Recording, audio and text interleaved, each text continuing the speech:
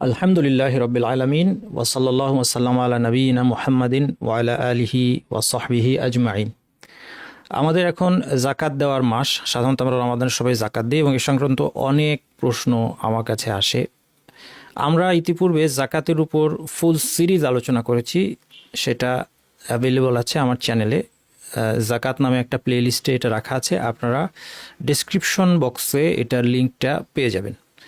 তবে আজকে তারপরেও সেগুলো যেহেতু বিস্তারিত আলোচনা, অনেক সময় বিস্তারিত আলোচনা শুনে সব কিছু বুঝে ক্যালকুলেশন করার মতো ধৈর্য বা সময় আমাদের অনেক সময় থাকে না। তো সেই কারণে এখন যেহেতু আমাদের অনেক প্রশ্ন, ক্যালকুলেশনগুলো করতে হবে, এই জন্য একটা অনুষ্ঠানে মোটামুটি জরুরি জ্ঞাতব্যগুলো বা প্রশ্নগুলোর উত্তর দেওয়ার জন্য আমাদের আজকের আয়োজন। আজকে আমরা যে বিষয়গুলো সম্পর্কে জানব অথবা রিভিউ করব, আমাদের অনেকেরই অনেক মশলা জানা আছে, সব কিছু একসাথ করে আবার একটু আমরা যদি রিভাইজ করে নিই আমাদের জাকাতটা আদায় করতে সুবিধা হবে এবং অনেক প্রশ্ন তো পেয়ে যাব। এই বিষয়গুলো এখানে দেওয়া আছে যে সম্পদ নিসাব পরিমাণ হয়েছে কিনা কীভাবে বুঝবো, এটা একটা প্রশ্ন। স্বর্ণ, রৌপ্য, অর্থ, বিক্রয় পণ্য, ব্যাংক অ্যাকাউন্ট, শেয়ার, অনেক কিছু এখন আমাদের আছে, এগুলো সব কিছু মিলিয়ে একসাথে হিসাবটা কীভাবে করতে পারি। বেতন, বাড়ি ভাড়ার জাকাত কীভাবে হিসাব করব। জাকাতের ঋণের প্রভাব কি, আমরা কেউ পাওনাদার হতে পারি, আমরা কারোর কাছে পাই, সেটার কি জাকাত দিব। আমরা দেনাদার হতে পারি, কেউ আমাদের কাছে পায়, সেই টাকাটা কি অ্যাডজাস্ট করব ইত্যাদি। কে জাকাতের যোগ্য, এই বিষয়ে আমাদের অনেক কনফিউশন আছে, কাকে জাকাত দেওয়া যাবে। এরপর জাকাত হিসেবে কি দেওয়া যাবে, অনেকে প্রশ্ন করে ইফতারি দেওয়া যাবে কিনা, অনেকে আমাদের দেশে আছে শাড়ি লুঙ্গি দেয় ইত্যাদি। এই বিষয়গুলো আলোচনা করব এবং কতটুকু দেওয়া যাবে কাউকে জাকাত, অভাবটা কতটুকুকে আমরা অভাব বলবো, ম্যাক্সিমাম কতটুকু তাকে দিব ইত্যাদি। এই বিষয়গুলো আজকে আলোচনা করবো ইনশাল্লাহ আবার। এবং ফসলের জাকাত সম্পর্কে কিছু প্রশ্ন আসে, তবে যেহেতু বেশি প্রশ্ন আসে না, এটা আমি এখানে আলোচনা করব না বিস্তারিত। ডেসক্রিপশনে একটা ভিডিও লিঙ্ক দেওয়া আছে, সেখানে আমি ফসলের জাকাত সম্পর্কে আলোচনা করেছি, সেখানে আপনারা এটা পেয়ে যাবেন। তাহলে আজকে এই ফসলের জাকাতের আলোচনা বাদ থাকবে। এরপরও আজকের সব কিছু দেখার পরেও যদি কোনো আপনাদের প্রশ্ন থাকে, তাহলে info@nasirshahruখ.com এই যে ইমেলটা আছে, এই ইমেইলে আপনারা প্রশ্ন পাঠাবেন। কিন্তু আমি কিন্তু প্রশ্ন পাঠাইলেই আমি আগে পরীক্ষা নিব আজকের আলোচনা শুনেছিলেন কি না। হ্যাঁ, যেটা আজকে আমি আলোচনা করেছি এটা আবার প্রশ্ন করলে কিন্তু হবে না। এরপরেও যদি কারো এক্সেপশনাল আজকের আলোচনার বাইরে কিছু থাকে, সাধারণত থাকবে না, সেটা প্রশ্ন পাঠাবেন info@nasirshahruখ.com আর Q&A-তে লেখেন, আমি অনুষ্ঠান শেষে প্রশ্ন দেওয়ার চেষ্টা করব ইনশাল্লাহ। আমার হোয়াটসঅ্যাপ এবং টেলিগ্রাম চ্যানেল যুক্ত থাকবেন। জাকাতের হিসাবের জন্য প্রথমে আমরা আজকে একটা জাকাত ক্যালকুলেটর দেখব। এই জাকাত ক্যালকুলেটরটা হচ্ছে আসুন্না ফাউন্ডেশন তৈরি করা, খুব চমৎকার একটা ক্যালকুলেটর। এটার কথা আমি আগে অবহিত ছিলাম না, আগে আমি নিজে কিছু এক্সেল শিট বানিয়েছিলাম, আপনাকে দেখিয়েছিলাম, কিন্তু এগুলোর চেয়ে এটা অনেক সুন্দর। এটা দেখেন, এখান থেকেই আপনারা বেশিরভাগ আপনাদের হিসাব করে ফেলতে পারবেন। এখানে দেখতে পাচ্ছেন লিঙ্কটা, এখানেও দেওয়া আছে asuna.foundation.org জাকাত ক্যালকুলেটর, অথবা এটাও এখান থেকে আপনারা লিঙ্কটা রাখতে পারবেন। এই লিঙ্কে গিয়ে দেখেন, এখানে আপনার এই ফর্মটা আগে আপনাদেরকে আমি একটু দেখাই যে এই ফর্মটা ব্যবহার করবেন কীভাবে, কারণ তাইলে অনেক সমস্যার সমাধান হয়ে যাবে। এরপরে কিছু মাসআলা থাকবে যেটার জন্য আপনাদের কিছু বাড়তি জ্ঞানের প্রয়োজন, সেটাই আমি এরপরে আলোচনা করব। এখানে দেখেন জাকাতের নিসাব লেখা আছে খুব সুন্দর করে, এবং এটা হচ্ছে লেটেস্ট আপডেট রূপার মূল্য অনুযায়ী। এটা হচ্ছে টাকার জাকাতের নিসাব, যেটা জাকাতের নিসাব, যেটা অ্যামাউন্টটা দেওয়া আছে, এটা ক্যালকুলেশন করতে গিয়ে আগে আমাদের একটু ভোগান্তি হতো। রূপার দামটা আমরা কোথায় পাবো, কারণ স্বর্ণের দামটা সহজে পাওয়া যায়, রূপের দামটা সহজে পাওয়া যায় না। আর টাকার হিসাবটা হয় কিসের হিসাবে, রূপার হিসাবে হয়। তো এই জন্য এইটা একটা ঝামেলা ছিল। এই ঝামেলাটা এখন আলহামদুলিল্লাহ আল্লাহ তাদেরকে উত্তম প্রতিদান দিক, তারা একদম বাংলাদেশের বাজার দর হিসেবে খাঁটি রূপার মূল্য এখানে দিয়ে রাখছেন 2,28,375 টাকা। তার মানে এই পরিমাণ টাকা কারো এক বছর যদি জমা থাকে, যারা মানে ক্যাশ টাকা যাদের বা ব্যাংক অ্যাকাউন্ট আছে, তাদের তো জাকাত দিতে হচ্ছে এই নিসাব অনুযায়ী। তাহলে এই পরিমাণ টাকা ব্যাংকে অথবা নিজের কাছে এক বছর যাবত জমা থাকলে কিন্তু জাকাত দিতে হবে। তাহলে এই হিসাবটা দ্রুত এই নিসাবটা আমরা এখানে পেয়ে গেলাম। শুধু তাই না, এবার দেখেন আপনি পুরো জাকাত ক্যালকুলেট করতে পারবেন। এখানে দেখেন প্রথমে জাকাত বর্ষের ধরন লিখবেন আপনি, আমরা দেই যেমন হিজরি ক্যালেন্ডার আপনি উল্লেখ করবেন, হ্যাঁ, দুইটা চয়েস আছে জাকাত বর্ষের ধরন, হিজরি ক্যালেন্ডার, ইংরেজি ক্যালেন্ডার। অবশ্যই আপনারা হিজরি ক্যালেন্ডার সিলেক্ট করবেন, ইংরেজিটা করবেন না। আলেমদের একটা দলের মত আছে যে ইংরেজি বছর হিসেবে জাকাত দেওয়া যাবে, সেক্ষেত্রে জাকাত একটু বেশি দিতে হবে, কিন্তু এই সিস্টেমে ভুল হতে পারে। এই সিস্টেমে জাকাতের যে হিসাবটা আসবে সঠিক না আসতে পারে কখনো। আর এই রিস্কে আমরা কিভাবে যাব যে আমার জাকাতটা আদায় হলো না? তাহলে আমরা হিজরি ক্যালেন্ডার হিসেবে তাহলে প্রতি রমাদানে জাকাত দিব, তারিখটা মনে রাখবো। এখন তো অনলাইনে খুব সহজে, আগে পত্রিকা দেখতে হতো হিজরি তারিখ জানতে হলে, এখন খুব সহজেই আরবি মাস আজকে কত তারিখ এটা আপনি ইন্টারনেটে পেয়ে যাবেন, আপনি সোশ্যাল মিডিয়ার মাধ্যমে একটু খুব সহজে আপনি পেয়ে যাবেন। যেটা বলছিলাম, তাহলে হিজরি ক্যালেন্ডার সিলেক্ট করবেন।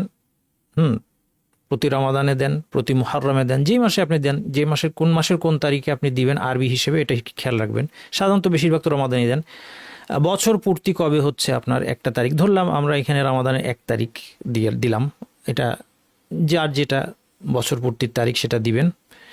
এরপর আপনি এখানে কি কি ফিল্ডগুলো আছে সেগুলো আপনি দেখাচ্ছি, যে এখানে মালিকানাধীন মোট স্বর্ণের বর্তমান বিক্রয় মূল্য একদম সহজে পেয়ে যাবেন, একদম লেটেস্ট আজকের দামে। দেখেন, এটা ক্লিক করবেন, এখানে গিয়ে আপনি পরিমাণ বসাবেন।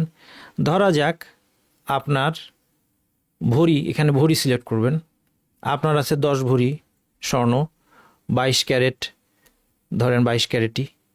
আরও যদি থাকে আপনার আরও 5 ভরি স্বর্ণ, এখানে এই যে আরও যোগ করুন, এটা চেপে আসলাম, আরও 5 ভরি আপনার আছে 18 ক্যারেট ধরে নিলাম। হ্যাঁ, এখানে যে অটোমেটিক বিক্রয় মূল্য ক্যালকুলেশন হয়ে আসছে, এবং এটা যেটা বাংলাদেশ জুয়েলার্স সোসাইটি যেটা অ্যাসোসিয়েশন তাদের নির্ধারিত যেটা আজকের বাজার দর লেটেস্ট, এই অনুযায়ী হিসাবটা হবে। বাস আপনার এখানে চলে আসলো।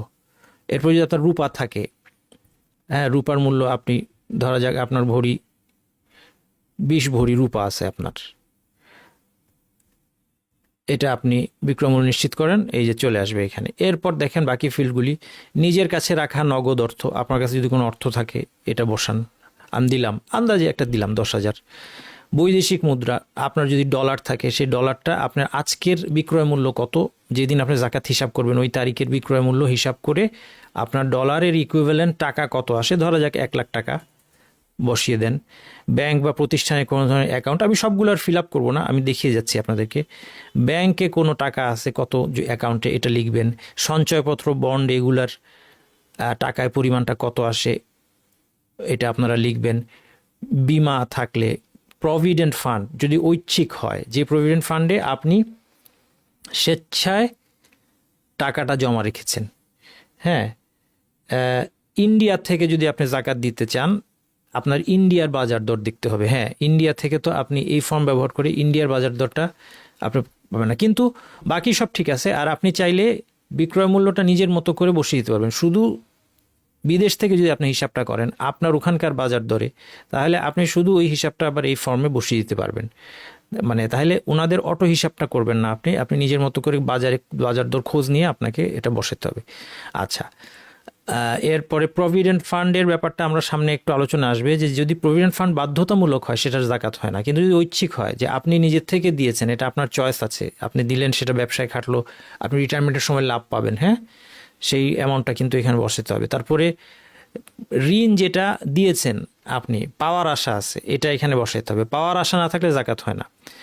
আমানত হিসেবে কারোর কাছে টাকা রেখেছেন, এটা বসাবেন। ভাড়াটিয়া যদি আপনি হন, তাহলে যে সিকিউরিটি মানি জমা রেখেছেন এটা আপনি অ্যামাউন্টটা এখানে বসাবেন। সিকিউরিটি মানিটা এখানে বসাবেন। এটা হচ্ছে ওনারা যে মতটা ফলো করেছেন, সেটা হচ্ছে সিকিউরিটি মানি হিসেবে যেটা আপনি ফেরত পাবেন বাসা ভাড়া ছেড়ে দিলে, সেটার জাকাত আপনাকে প্রতি বছর দিতে হবে, এটা সেফ। আরেকটা মত আছে যে যদি আপনার সিকিউরিটি মানি অনেক দিন আটকা থাকে, যেমন সাধারণত যারা বাসা ভাড়া নেয়, সিকিউরিটি মানি শুরুতে ধরা যাক বাসা ভাড়া 20,000 টাকা, 2 মাসের সিকিউরিটি মানি জমা দিয়ে 40,000 টাকা এটা জমা থাকবে। তিনি দেখা গেল যে তিনি 5 বছর পরে যখন বাসা ছিলেন তখন পাবেন, 5 বছর এটা আটকা থাকলো। এই জন্য আরেকটা মত হচ্ছে যখন ফাইনালি ফেরত পাবেন সেটার উপর 1 বছরের জাকাত দিবেন, এটা আরেকটা মত। কেউ ওই মতটাও ফলো করতে পারেন, এটাও আলেমদের মত আছে। আর এখানে যেটা বলা হচ্ছে প্রতি বছর আপনি তাহলে সিকিউরিটি মানি জাকাতটা দিয়ে যেতে হবে। ভাড়া ব্যতীত অন্যান্য জামানতের ফেরতযোগ্য অর্থ, জামানত হিসেবে রাখা হয়েছে কিন্তু ফেরত পাবেন, এটার এখানে বসাবেন, কারণ এগুলি জাকাত দিতে হবে। তারপরে ব্যাংক অ্যাকাউন্টের আলামে সংরক্ষিত ব্যবসার নগদ টাকা ইত্যাদি, ক্রেতাদের থেকে পাওনা, যে টাকাটা আপনার পাওনা হয়ে গিয়েছে এবং আপনার পাওয়া আসার আছে ক্রেতাদের থেকে। ব্যবসা যারা করেন তাদের কি থাকে, প্রায়ই দেনা পাওনা থাকে এবং এগুলো আদায় হয়ে যায়। এগুলো নিয়মিত সে ব্যবসা করছে কারোর সাথে, বাকিতে দিচ্ছে, কিছুদিন পর টাকা পেয়ে যাচ্ছে। তাহলে এটা কি, এই টাকাটা সে পেয়ে যাবে, কাজে এটা বসাবে। তারপর কেউ যদি বিক্রেতা হয়, তার স্টকে যেই পণ্য আছে সেই পণ্যের দামটা হিসাব করে বসাইতে হবে। যদি কাঁচামাল থাকে কাঁচামালের দামটাও বসাইতে হবে। এগুলি সব হিসাব করে, ব্যবসায়ের জন্য কিন্তু হিসাবটা একটু সময় সাপেক্ষ। একটা জিনিস জাকাত দিতে গিয়ে আমাদের একটা কথা এখানে আমি বলি, আমাদের একটা টেন্ডেন্সি আছে, আমরা মনে করি যে জাকাতের হিসাবটা মানে দ্রুত আমি করে ফেলবো, আমার এত হিসাব ঝামেলা ভালো লাগে না। এটা আমাদের একটা পরীক্ষা, মনে রাখতে হবে। আমরা ভুলে গেলে চলবে না যে সালাত যেরকম গুরুত্বপূর্ণ, ইসলামের পিলার, তার পরের পিলারটাই হচ্ছে জাকাত। সালাত আদায় করার জন্য আমাদেরকে সালাত শিখতে হয়, 5 ওয়াক্ত সালাত আদায় করতে হয়, এর জন্য অজু করতে হয়, কিবলামুখী হতে হয়, ওয়াক্ত হয়েছে না খেয়াল রাখতে হয় প্রতিদিন প্রতিনিয়ত, কারণ আমাদের জীবনের উদ্দেশ্য ইবাদত। জাকাতের ক্ষেত্রে গিয়ে আমরা এটা ভুলে যাই, জাকাতের ক্ষেত্রে গিয়ে আমরা বিরক্ত হয়ে যাই, এত আমি হিসাব করতে হবে কেন? না, করতে হবে। আল্লাহ তাআলা আপনাকে সম্পদ দিয়েছেন, আপনাকে হিসাব করতে হবে এবং হিসাব শিখতে বুঝতে হবে। এই জন্য জাকাতটা আমরা শিখতে চাই না, এটা আমাদের একটা বড় অবহেলা। আমরা মনে করি যখন সালাদটা আমরা শিখতে চাই, সালাদটার ব্যাপারে সিরিয়াস খেয়াল রাখি, আদায় করতে হবে, অনেক মাসলা মাসাইল প্রশ্ন করেন আপনারা। জাকাতটা আমরা দেখা যায় যে আমরা শিখতে চাই না, আমরা মনে করি জাকাতটা আমরা সুইচ টিপ দিলে জাকাতের হিসাব চলে আসবে। না, এটা সবসময় এরকম না, আপনাকে জাকাতের মাসলা মাসাইল জানতে হবে। এই জন্য আসেন আজকে মানসিকতাটা পরিবর্তন করি, এটার খুব দরকার। অনেকের সাথে আলাপ করে দেখেছি যে না, অনেক ঝামেলা মনে হচ্ছে, আমার হিসাব আমি বুঝতে পারছি না। আসলে এর চেয়ে অনেক জটিল হিসাব দুনিয়ার প্রয়োজনে আমরা বুঝে ফেলি, কিন্তু এখানে আমাদের যে একটা আখিরাতের একটা বড় স্টেক আছে এখানে। এই জাকাতটা একটা ইবাদত, এটা বুঝতে হবে। আমি জাকাত কিছু টাকা দিয়ে দিলাম এটা ব্যাপার না, কত টাকা আমি দিয়ে দিলাম এটা কোনো ব্যাপার না। আল্লাহ আমাকে পরীক্ষা করছেন, আমার সিরিয়াসনেস কতটুকু, আমি এটাকে একটা ইবাদত হিসেবে আমি একটা সিরিয়াসলি নিচ্ছি কিনা, জানার চেষ্টা, শেখার চেষ্টা করছি কিনা, আমাদেরকে শিখতে হবে। আর এখন শিখতে চাইলে রিসোর্সের কোনো অভাব নাই, বই আছে, লেকচার আছে, জাকাত ক্যালকুলেটর আছে। তো সেই জন্য একজন ব্যবসায়ী, তার কিন্তু কাঁচামাল থাকতে পারে, তার কিন্তু হিসাব করতে হইতে পারে সব কিছু। হ্যাঁ, তারপরে লাভের জন্য যখন কেউ জমি কিনে, প্লট কিনে, ফ্ল্যাট কিনে, গাড়ি কিনে লাভ করবে, কিনে রেখে দিয়েছে জমি, এটার দামটা কিন্তু বসাইতে হবে বর্তমান বাজার মূল্য, এটার উপর জাকাত আসবে। এগুলো না জানার কারণে অনেকে প্রশ্ন করেন। একজন প্রশ্ন করছে যে আমার অল্প কিছু টাকা ব্যাংকে, আমার জাকাত দিতে হবে, আরেকজনের এত ফ্ল্যাট, এত প্লট সে ফেলে রাখছে, তার জাকাত দিতে হবে না, এটা কেন? ইসলামে এরকম অসামঞ্জস্য কেন? আপনার জ্ঞানের অভাব। আপনি আগে জেনে নেন, জ্ঞান অর্জন করেন, তারপরে প্রশ্ন করেন। জ্ঞান অর্জন না করে, ইসলাম সম্পর্কে না জেনে, আপনি ইসলাম সম্পর্কে জানার সময় নাই, যেটা মানুষের কাছে মুখে মুখে শুনেছেন এটার উপর একটা প্রশ্ন, এমন প্রশ্ন করে ফেললেন আপনার ইমান চলে যাওয়ার উপক্রম। আপনি এখন ইসলাম নিয়ে সন্দেহ শুরু করে দিলেন। না, খবরদার, আপনার জ্ঞান না থাকার কারণে ইমান হারায়েন না। কে বলছে আপনাকে যে এত প্লটের মালিকের জাকাত হবে না?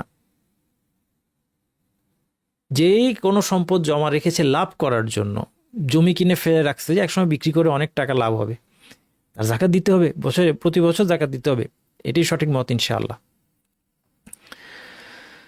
তো এখন দেখেন এখানে এই ফিল্ডটাও আছে। এরপরে মুদারাবা, অংশীদারি কারবারে আপনার যদি ইনভেস্টমেন্ট থাকে, ইনভেস্টমেন্ট যখন কোথাও থাকে, এটা মুদারাবা হতে পারে, পার্টনারশিপ হতে পারে, জয়েন্ট স্টক হতে পারে।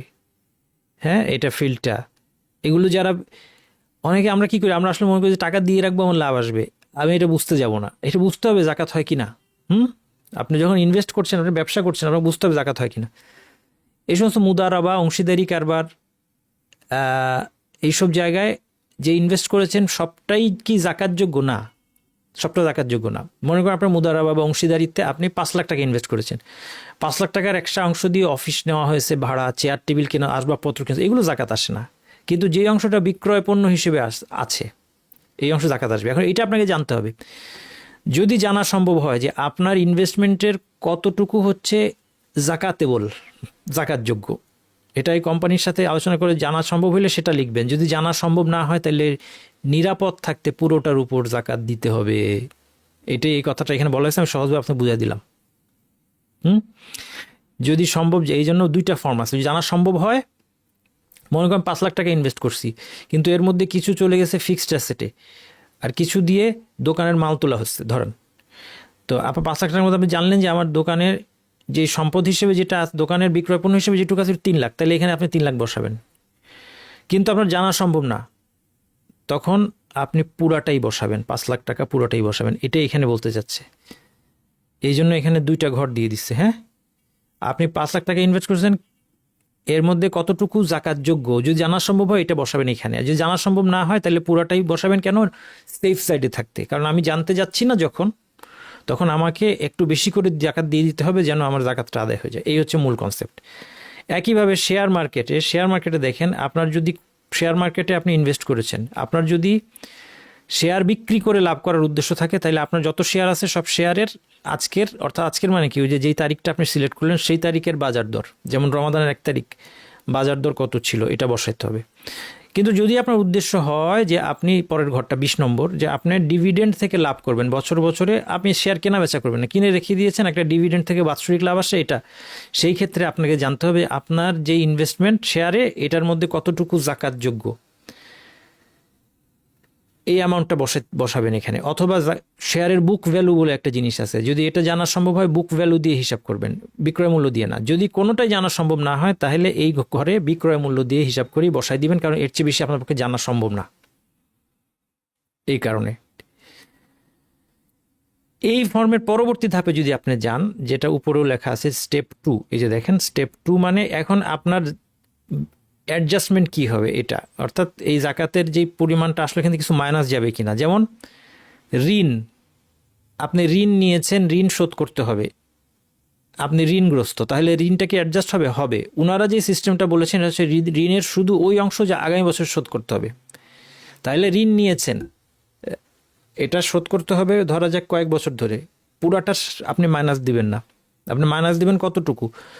মনে করেন আমি হিসাব করে দেখলাম যে আগামী বছর আমাকে চিকিৎসা সাংসারিক একার প্রয়োজনে নেওয়া একজন থেকে 2 লাখ টাকা নিয়েছে, আগামী বছর 1 লাখ টাকা শোধ করতে হবে, তাহলে আমি এখানে 1 লাখ বসাবো, 2 লাখ বসাবো না।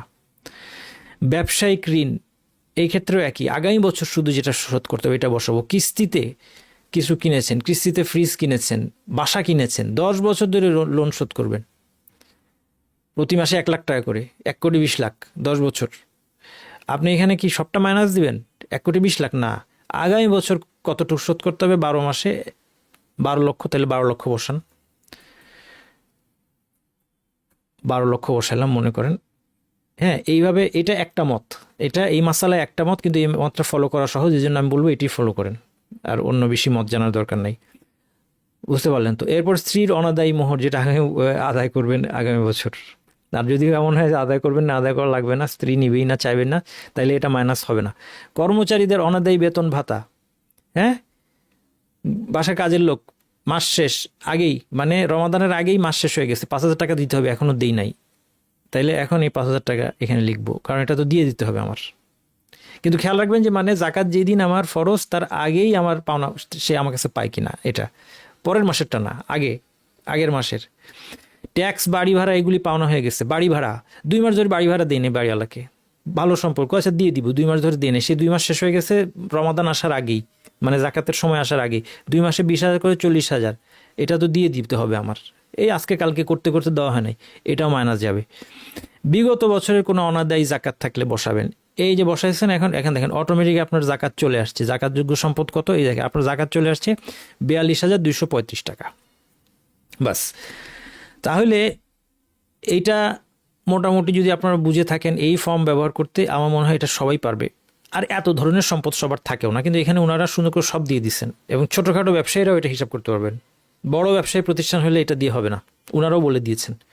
ছোটোখাটো ব্যবসায়ী অথবা আমরা ব্যক্তিগত জাকাত হিসাব এখান থেকে করতে পারবো। এইটুকু বুঝে গিয়ে থাকলে আর আমার পরবর্তী আলোচনা আপনাদের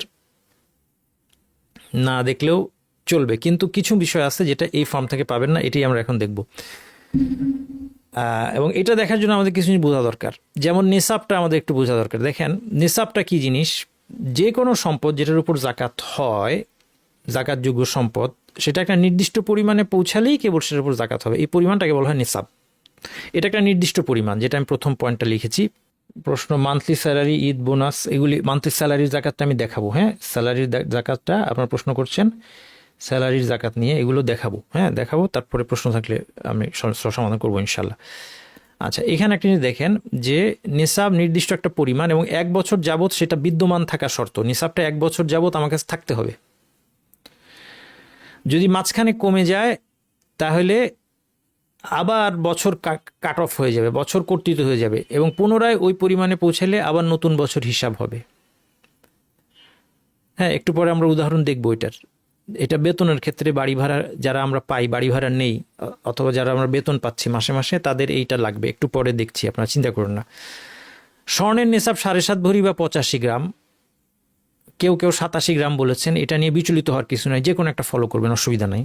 কেন একজন 85 একজন 87 বললেন, আপনাদের মনে অনেক প্রশ্ন থাকে। কারণ অতীতে এগুলো গ্রাম ছিল না, ভরি ছিল না, অতীতে মিসকাল ছিল, উকিয়া ছিল। কনভার্সন করতে গিয়ে আলেমদের মধ্যেও কিছুটা মতভেদ হয়েছে, এই জন্য 85 আর 87। রৌপের হিসাব 52.5 ভরি বা তোলা, ভরি আর তোলা একই, অথবা 595 গ্রাম, কেউ বলছেন 612 গ্রাম বা 614 গ্রাম ইত্যাদি। সেটা তো বিচলিত হওয়ার কিছু নয়, যে কোনো একটা আপনি ফলো করবেন, সমস্যা নেই। এই হচ্ছে মোটামুটি নিসাব। তাহলে 7.5 ভরি 52 মনে রাখি। আচ্ছা, এখন আপনার স্বর্ণ জাকাতযোগ্য হয়েছে কিনা এই জায়গায় গিয়ে অনেক সময় আমি যদি ওই ফর্মটা ইউজ করি তাহলে এমন হতে পারে যে আমার জাকাত হয় নাই কিন্তু জাকাত চলে আসছে। এটার উদাহরণ দেখাই। ওই ফর্মটায় আবার যাচ্ছি আমি, ফর্মটা আবার নতুন করে নিয়ে আসি। হ্যাঁ, আগেরটা বাদ দিয়ে দেখেন, আমরা এখানে হিজরি ক্যালেন্ডার আবার সিলেক্ট করি এবং আমি মনে করি রমাদানের আমার আজকে 1 তারিখ ধরেন জাকাত, বিক্রয় মূল্য।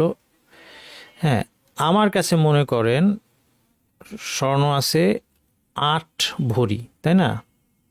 আর ধরলাম 18 ক্যারেট, স্বর্ণটা 18 ক্যারেট। ক্যারেটের জিনিসটা তো বুঝেন আপনারা, যে ক্যারেট যত কমবে তার মানে এই স্বর্ণের মধ্যে খাত তত বেশি। হ্যাঁ, ক্যারেট যত পরিমাণে কমবে খাত বেশি। আচ্ছা, এখন 8 ভরি 18 ক্যারেট মানে আসলে এখানে 8 ভরি স্বর্ণ নাই। বিক্রয় মূল্য নিশ্চিত করলাম। এখন আমি যদি দ্বিতীয় ধাপে যাই, দ্বিতীয় ধাপে গেলে আমরা দেখছি আমার জাকাত চলে আসছে 36,000 টাকা। কিন্তু বাস্তবতা হলো, এটা হচ্ছে এই ফর্মের একটু দুর্বলতা। সম্ভবত এটা এই জন্য এখানে এইভাবে করা হচ্ছে যে সবারই কিছু না কিছু টাকা থাকে, ক্যাশ টাকা। আর ক্যাশ টাকা থাকলে দুইটা যোগ হয়ে জাকাত চলে আসে, যেটা ওনাদের সিস্টেম, যেটা ওনারা ফলো করেছেন, বাংলাদেশে যেটা ফলো করে মূল্যভিত্তিক। এখানেও আমরা দেখবো যে আসলে অংশভিত্তিক যোগের আরেকটা সিস্টেম আছে, যেখানে ওই 1 টাকা থাকলেই জাকাত চলে আসতেছে, 5 টাকা থাকলেই জাকাত চলে আসতেছে স্বর্ণের সাথে। এই বিপদটা হবে না, যে বিপদটা অনেক দরিদ্র মানুষের হয়। আমি এই জন্যই বাকি আলোচনাটা, আমার আলোচনাটা আপনাদের বোঝা দরকার। আচ্ছা, এখন দেখেন এখানে যে আপনার জাকাত কি বলছি, 18 ক্যারেট 8 ভরি স্বর্ণ আছে কারো। আচ্ছা, স্বর্ণালঙ্কারের জাকাত দিতে হবে কি হবে না এই মাসালা এখানে আলোচনা করব না। এটা বিস্তারিত আলোচনা করছি আমি কোথায়, এর আগে আলোচনা করছি, আপনার ডিসক্রিপশনে থাকা প্লে লিস্টে আপনারা পেয়ে যাবেন বিস্তারিত আলোচনা। এটা আমি এখন আলোচনা করবো না। এখন ধরে নিচ্ছি যে আপনি আপনার স্বর্ণালঙ্কারের জাকাত দিবেন, আপনার রূপার জাকাত দিবেন, তখন কীভাবে দিবেন সেটা বলছি। আদৌ শুরুতে দিতে হবে কি না এই মাসালায় মতভেদ আছে, সেটা এবং বা কখন দিতে হবে সেটা কিন্তু আমি এখন সেটা কিন্তু আলোচনা করব না। তাইলে দিতে হবে ধরে আগাই চলেন, যে আপনার কি আছে 18 ক্যারেট 8 ভরি স্বর্ণ। 18 ক্যারেট মানে এই চারটা আপনার ব্যবহার করবেন, এই চারটা আপনার ইন্টারনেটেও পাবেন, আমি দিয়ে দিলাম। এখানে দেখেন 18 ক্যারেটে 75% গোল্ড থাকে, মানে 4 ভাগের 3 ভাগ গোল্ড থাকে। তাহলে 18 ক্যারেটে আছে আসলে 18 ক্যারেটের 8 ভরিতে আছে আসলে 6 ভরি স্বর্ণ, 7.5-এর কম, তাহলে জাকাত হয় নাই। কিন্তু জাকাত ক্যালকুলেটরে গেলে দেখা যাচ্ছে আমার জাকাত হয়ে গেছে, জাকাত দিতে হবে। হ্যাঁ, তাহলে এটা যদি কেউ বলেন যে না আমি বাবা এত অঙ্ক বুঝি না, আমার 8 ভরিকে আবার অঙ্ক করে আমি দেখলাম যে 6 ভরি আমি বুঝতেছি না, আমার যা আসে আমি দিয়ে দিব, আল্লাহ আমাকে অনেক দিচ্ছে, আলহামদুলিল্লাহ, খুব ভালো। আপনি জাকাত ক্যালকুলেটরে সরাসরি চলে যান, যে না আল্লাহ আমার অভাব দেয় নাই, জাকাত ক্যালকুলেটর আমি বসাবো, যা আসে জাকাত আমি এটা আদায় করব, আমি এত জটিল হিসাব বুঝি না, অঙ্ক করতে পারবো না। আলহামদুলিল্লাহ, তাদের জন্য আলোচনা আমার না শুনলেও চলবে। জাকাত ক্যালকুলেটর দেখিয়ে দিয়েছি, ওখানে যান, ওখানে একটা ফোন নাম্বার আছে, কোনো সমস্যা হলে ওখানে ফোনে যোগাযোগ করেন। কিন্তু যারা হিসাবটা তাদের সূক্ষ্মভাবে করার দরকার থাকতে পারে, একজন গৃহিণী বিয়ের সময় অলংকার পেয়েছে, আর সে তো কোন টাকা পয়সার মালিকও হয়তো না, এখন জাকাত ক্যালকুলেটর তাকে দেখাচ্ছে 36,000 টাকা, 36,000 টাকা জাকাত সে কোত্থেকে দিবে? তো তিনি চিন্তা করলেন যে আমি আগে জাকাত হচ্ছে কিনা আমি দেখি, তাইলে এই হিসাব দিয়ে আপনি আপনার ক্যারেট থেকে বুঝতে পারবেন আপনার কত ভরি আছে, ক্যারেটের হিসাব এখান থেকে দিবেন। যদি 18 ক্যারেট হয়, এটার মধ্যে 4/1 খাদ, 20 ক্যারেটের হইলে 6/1 খাদ, এইটুক বাদ দিয়ে দেখবেন আপনার 7.5 ভরি হয়েছে কিনা, তাহলে জাকাত দিতে হবে, নয়তো হবে না। হ্যাঁ, অনেক সময় এরকম গৃহিণীদের সমস্যা হয়ে যায়, স্বামী জাকাত দিতে পারবে না, বলে দিচ্ছে যে তোমার জাকাত আমি দিব না। যুক্তিসঙ্গত কথা, স্বামী কেন দিবে? স্বামী দিতে বাধ্য না।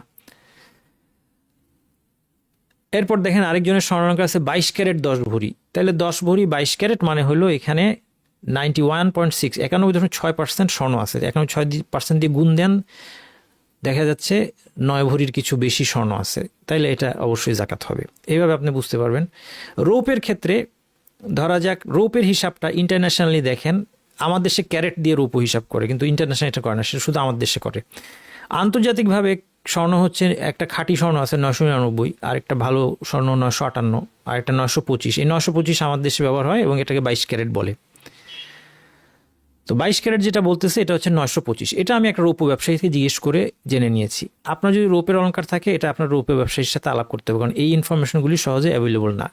আপনি রৌপের ব্যবসায়ীকে জিজ্ঞেস করবেন যে আমার এই স্বর্ণটার মধ্যে খাত কতটুকু আর খাঁটি স্বর্ণ খাঁটি রৌপ্য কতটুকু। আচ্ছা, 925 যদি হয়, ধরা যাক 55 ভরি আছে, এটার মধ্যে এই যে দেখেন 925 মানে 92.5% হচ্ছে এটা খাঁটি রৌপ্য, বাকিটা খাদ।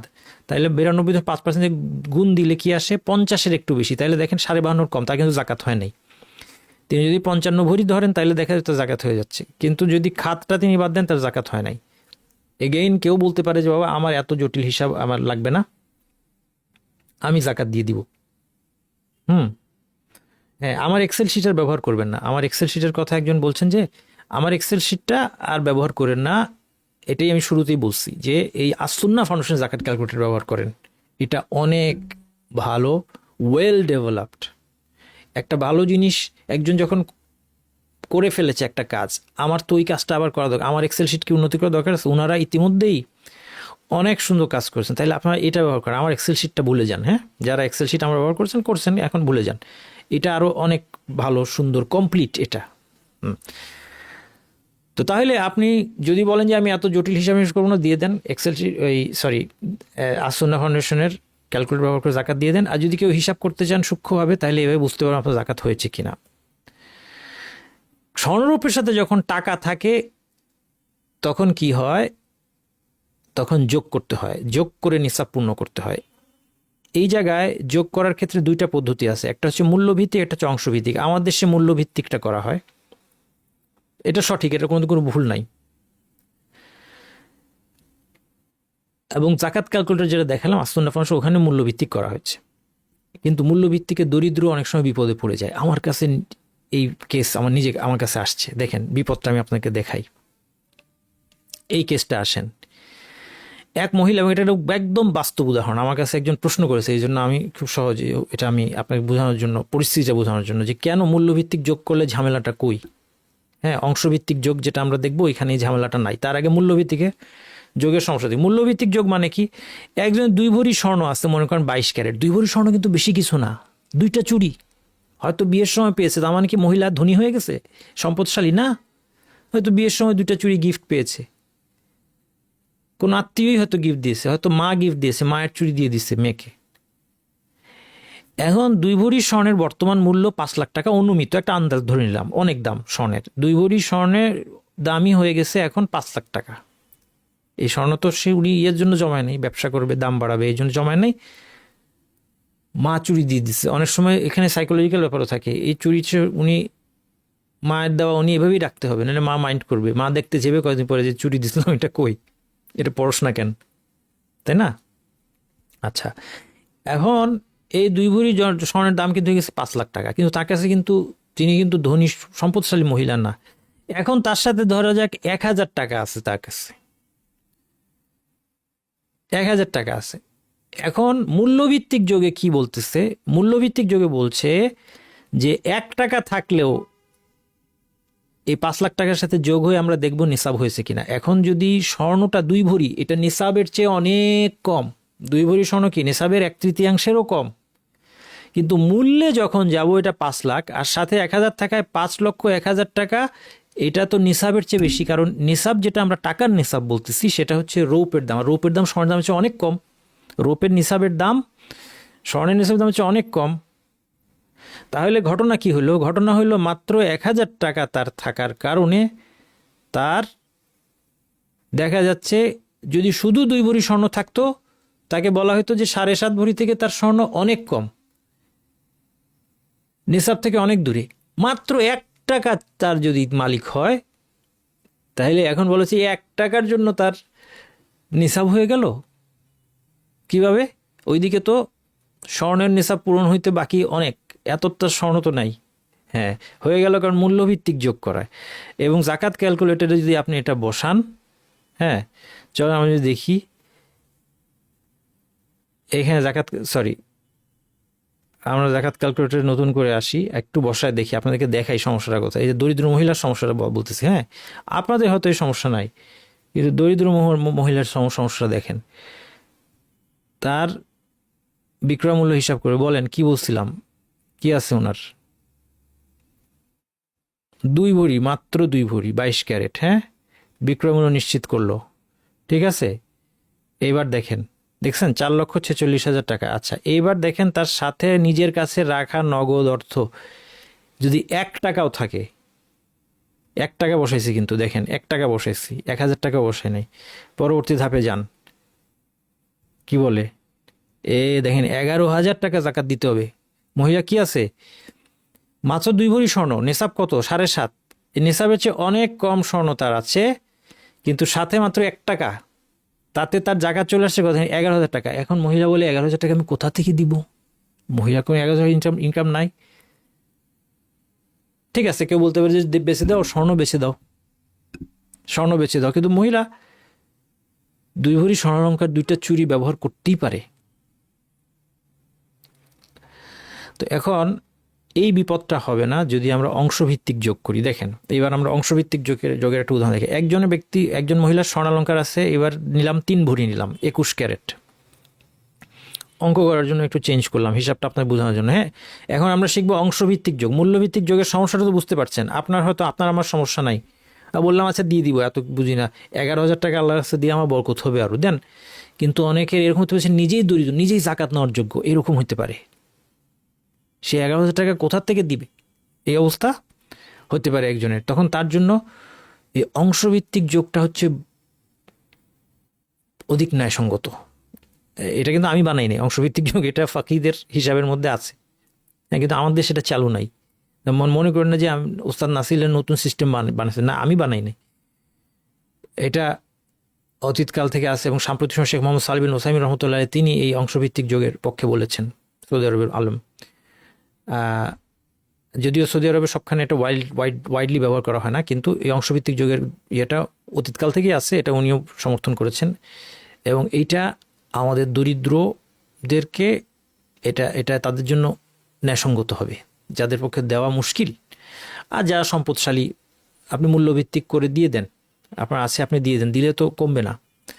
কিন্তু আবার আমাদেরকে দরিদ্রদের দিকটা খেয়াল রাখতে হবে। আচ্ছা, নিজেই দরিদ্র, সে যেন বিপদে পড়ে না যায়। স্বর্ণালঙ্কার আছে 3 ভরি 21 ক্যারেট। 21 ক্যারেট মানে কি? 21 ক্যারেট মানে দেখেন এখানে 8 ভাগের 7 ভাগ স্বর্ণ আছে। তাইলে এটার পরিমাণটা আসলে 3 ভরিটা 3 ভরি না, এটা 8 ভাগের 7 ভাগ গুণ দিলে পাবেন 2.5-এর একটু বেশি, 2.5 ভরির একটু বেশি। মানে নেশাবের 3 ভাগের 1 ভাগ পূরণ হচ্ছে। এইভাবে হিসাবটা করবো এখন আমরা, নেশাবের কত অংশ পূর্ণ হচ্ছে। তাহলে যার 3 ভরি 21 ক্যারেট আছে তার নেশাবের 3 ভাগের 1 ভাগের চেয়ে একটু বেশি আছে। টাকার নেশাব যেটা আমরা বলছি তার সাথে অর্থ আছে। তার টাকার নেশাব হচ্ছে 2,80,375, এটা 1 বছর থাকলে জাকাত হয়। তার মানে এখন নেশাবের 3 ভাগের 1 ভাগ পূরণ হয়েছিল স্বর্ণ দিয়ে, 3 ভাগের 2 ভাগ পূরণ হওয়া বাকি। নেশাবের টাকার নেশাব এটা 3 ভাগের 2 ভাগ আসে 1,52,250। তার মানে কি দাঁড়াইলো? তার মানে দাঁড়াইলো যে 3 ভরি স্বর্ণের সাথে যদি 1,52,250 টাকা 1 বছর যাবৎ জমা থাকে তাহলে জাকাত হবে। এই জায়গা থেকে আবার বলছি যে তাহলে স্বর্ণ, আমি একটু আগে থেকেই বলছি যে আমি দেখলাম যে 3 ভরি স্বর্ণ মানে আমার 7.5 ভরি নেশাবের 3 ভাগের 1 ভাগ হয়েছে। স্বর্ণ যতটুকু আছে সেটা দিয়ে আমার নেশাবের 3 ভাগের 1 ভাগ বা তার একটু বেশি হয়েছে। তার মানে আমার টাকা এতটুকু থাকতে হবে যাতে নেসাবের 3/2 হয়ে যায়। এতটুকু থাকতে হবে যাতে নেসাবের 3/2 হয়। তার মানে নেসাবটা, টাকার নেসাবটা 2,80,350। ওটা কোথায় পেয়েছি? ওই যে আমাদের ওয়েবসাইটে এখান তো দেওয়া আছে, তাই না? এই যে দেখেন জাকাতে সব সময় এই যে আসুন্না ফাউন্ডেশনের জাকাত ক্যালকুলেটরে আপনারা সব সময় এটা পাচ্ছেন, এবং লেটেস্ট একটা চেঞ্জ হলে আপনি চেঞ্জটা এখানে পেয়ে যাবেন ইনশাল্লাহ। তো সেখানে নিসাবটা পেয়েছি। আমি দেখলাম আমার টাকা জমা আছে যেটা, যদি এটা 1,52,250, মানে নেসাবের 2/3, 1/3 পূর্ণ হয়েছে স্বর্ণ দিয়ে, আর 2/3, 3/2 যদি, অর্থাৎ 1,52,250 টাকা যদি আমার 1 বছর যাবত জমা থাকে আমার হাতে, তাহলে আমার নেসাবে পৌঁছাবে। তাহলে বুঝতে পারছেন যে এখন আর একজন দরিদ্র ব্যক্তি 1 টাকা থাকলেও তার জাকাত চলে আসতেছে। 1 টাকা কারণে, 10 টাকার কারণে, 500 টাকার কারণে জাকাত, এই জিনিসটা আর হবে না। কারণ 1,52,250 টাকা 1 বছর যাবত তাও জমা থাকতে হবে। এটা যার আছে তার ডেফিনেটলি জাকাত দেওয়ার সামর্থ্য আছে এবং তিনি জাকাত দিবেন। আশা করি বুঝতে পারলাম যে অংশের ভিত্তিতে যোগটা কি। আরেকটু দেখি। এবার মনে করেন 3 ভরি স্বর্ণ আছে, আবার 19 ভরি রৌপ্য আছে, আবার 1 বছর যাবত জমা টাকা আছে 76,125। এই ফিগারটা আমি এমনভাবে বাছাই করি যেন অঙ্কটা করতে আমার সুবিধা হয়। হ্যাঁ, আপনি বলতে পারেন যে 76,125 কেন বাছাই করলেন উস্তাদ? কারণ আমার অঙ্ক করতে সুবিধা হবে। আচ্ছা, স্বর্ণটা আমরা আগেই দেখলাম যে হিসাবটা 3 ভরি 21 ক্যারেট, মানে নেসাবের 3/1 চেয়ে একটু বেশি। রৌপ্য যেটা 19 ভরি, এটা 925 রৌপ্য, তাহলে আমাকে 92.5 দিয়ে 5% দিয়ে গুণ দিতে হবে, তাহলে একটু কমে আসবে 17.5 ভরি। 52.5 ভরির 3/1, 17.5 ভরি যেন ঠিক 3/1 হয়, এভাবে মিলিয়ে আমি নিয়েছি। সবারটা এতটা মিলবে না, কিন্তু মোটামুটি অ্যাপ্রক্সিমেট আমরা বুঝতে পারবেন হিসাবটা। তাহলে দেখা যাচ্ছে যে নেসাবের 3/1 স্বর্ণ আছে, 3/1 রৌপ্য আছে, আর টাকা যেটা আছে এটাও নিসাবের, এই তো নিসাব তো জানেনি কতটুকু, আমরা জানি নেসাবের 3/1। তাইলে সব মিলে আমাদের জাকাত হবে, কারণ 1/3 নেসাবের, 1/3 স্বর্ণ আছে, 1/3 রৌপ্য আছে, 1/3 টাকা আছে, 3টা মিলে জাকাত দিতে হবে। এবার দেখেন আগের মতোই স্বর্ণ 3 ভরি, রৌপ্য 19 ভরি। এবার টাকা ধরলাম আগেরটার অর্ধেক, তার মানে আগে নেসাবের 3/1 ছিল, এখন টাকাটা হলো 6/1। তাইলে এই 3টা যোগ করলে ফুল 1 হবে না, নেসাবের 6/5 থাকবে, 6/1 বাকি থাকবে, মানে নেসাব পূর্ণ হবে না, তাইলে জাকাত হবে না। তো এই হিসাবগুলি খুব সহজ, উদাহরণ দিয়ে বোঝানোর জন্য। আপনারা যদি এইভাবে হিসাব করতে দেখতে চান যে আসলে অংশের ভিত্তিতে আমার জাকাত হয় কি না, তাহলে দেখতে পারবেন চাইলে। আর যদি দেখতে না চান, যে বলেন যে না এত অঙ্ক করতে পারবো না, আমি জাকাত ক্যালকুলেটরে যা আসে দিয়ে দিব, আলহামদুলিল্লাহ।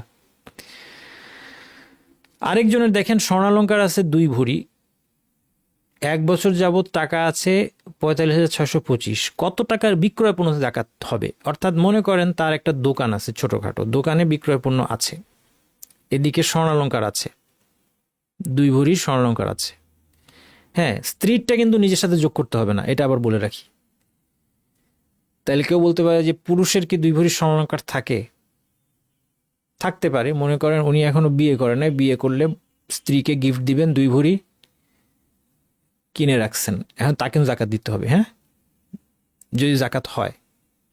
কিন্তু আমি বলছি না যে দোকানদার পুরুষ আর স্ত্রীর 2 ভরি আছে, তাহলে তার দোকানের বিক্রয় পণ্যের সাথে স্ত্রীর অলংকার যোগ করতে হবে, এটা বলতেছে না কিন্তু। খেয়াল করেন, আমার দোকান, আমার বিক্রয় পণ্য, আর আমার বইয়ের গয়না আছে 2 ভরি, তাহলে আমার বিক্রয় পণ্যের সাথে কি বইয়ের 2 ভরি যোগ করবো না? স্ত্রীরটা আলাদা, আমারটা আলাদা। আচ্ছা, তাইলে এটা কখন হইতে পারে? এটা হইতে পারে ধরেন দোকানের মালিক মহিলা, তার গয়না আছে, অথবা পুরুষ 2 ভরি গয়না তিনি রেখেছেন, গিফট দিবেন। টাকা আছে 45,625। এখন বিক্রয় পণ্য কত টাকার থাকলে জাকাত দিতে হবে? হ্যাঁ, এটা যদি বুঝতে চান,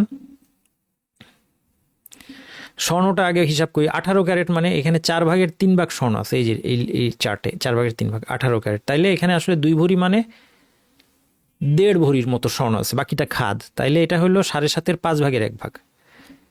1 বছর যাবৎ জমা টাকাটাও নেশাব তো আমরা জানি, নেশাবে 5/1, 45,625 নেশাবে 5/1। এত কীভাবে মিললো উস্তাদ? কারণ মিলিয়ে নিয়েছি আমি, যেন অঙ্কটা আমাদের জন্য সহজ হয়। তাইলে বোঝা যাচ্ছে যে স্বর্ণ দিয়ে নিসাবের 5 ভাগে ভাগ পূর্ণ হচ্ছে, টাকা দিয়ে আরও 5 ভাগে ভাগ পূর্ণ হচ্ছে। এখন বিক্রয় পণ্যের মূল্য, বাজার দর এবং বাজার দরটা দেখবেন পাইকারি মূল্যে, যদি সেটা 5 ভাগের 3 ভাগ হয়, কারণ এখানে 5 ভাগের 1 ভাগ হচ্ছে, এখানে 5 ভাগ বাকি রয়েছে 3 ভাগ, তখন ওনার জাকাত হবে। তাইলে বিক্রয় পণ্য পাইকারি বাজার দর নিসাবের 5 ভাগের 3 ভাগ হলে জাকাত হবে। 5 ভাগের 3 ভাগ কত? আমি ক্যালকুলেটর বসায় দেখলাম 1,37,000 সামথিং। তার মানে 1,37,000 টাকার বিক্রয় পণ্য যদি তার দোকানে থাকে তাহলে তাকে জাকাত দিতে হবে। এই হচ্ছে হিসাব। ফাইনালি একটা মাসালা এখানে, যে স্বর্ণরূপের জাকাত মূল্য দিয়ে যদি আদায় করেন, কারণ স্বর্ণের অতীতে তো নবী মুহাম্মদ সাল্লাল্লাহু আলাইহি ওয়াসাল্লামের যুগে ক্যাশ টাকা ছিল না, কাগজের টাকা অনেক পরে আসছে। কাগজের টাকা ভালো মতো প্রচলন হয়েছে ধরেন আজ থেকে 200 বছর আগে,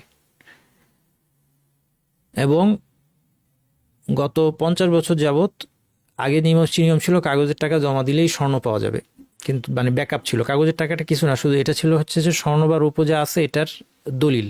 কিন্তু এখন টাকাটা ইন্ডিপেন্ডেন্ট একটা তার মূল্য তৈরি হয়ে গিয়েছে, সে স্বতন্ত্র একটা মুদ্রা হয়ে দাঁড়িয়েছে। এখন আর কিন্তু এই স্বর্ণের ব্যাকআপটাও নাই 50 বছর যাবৎ গত রাফলি।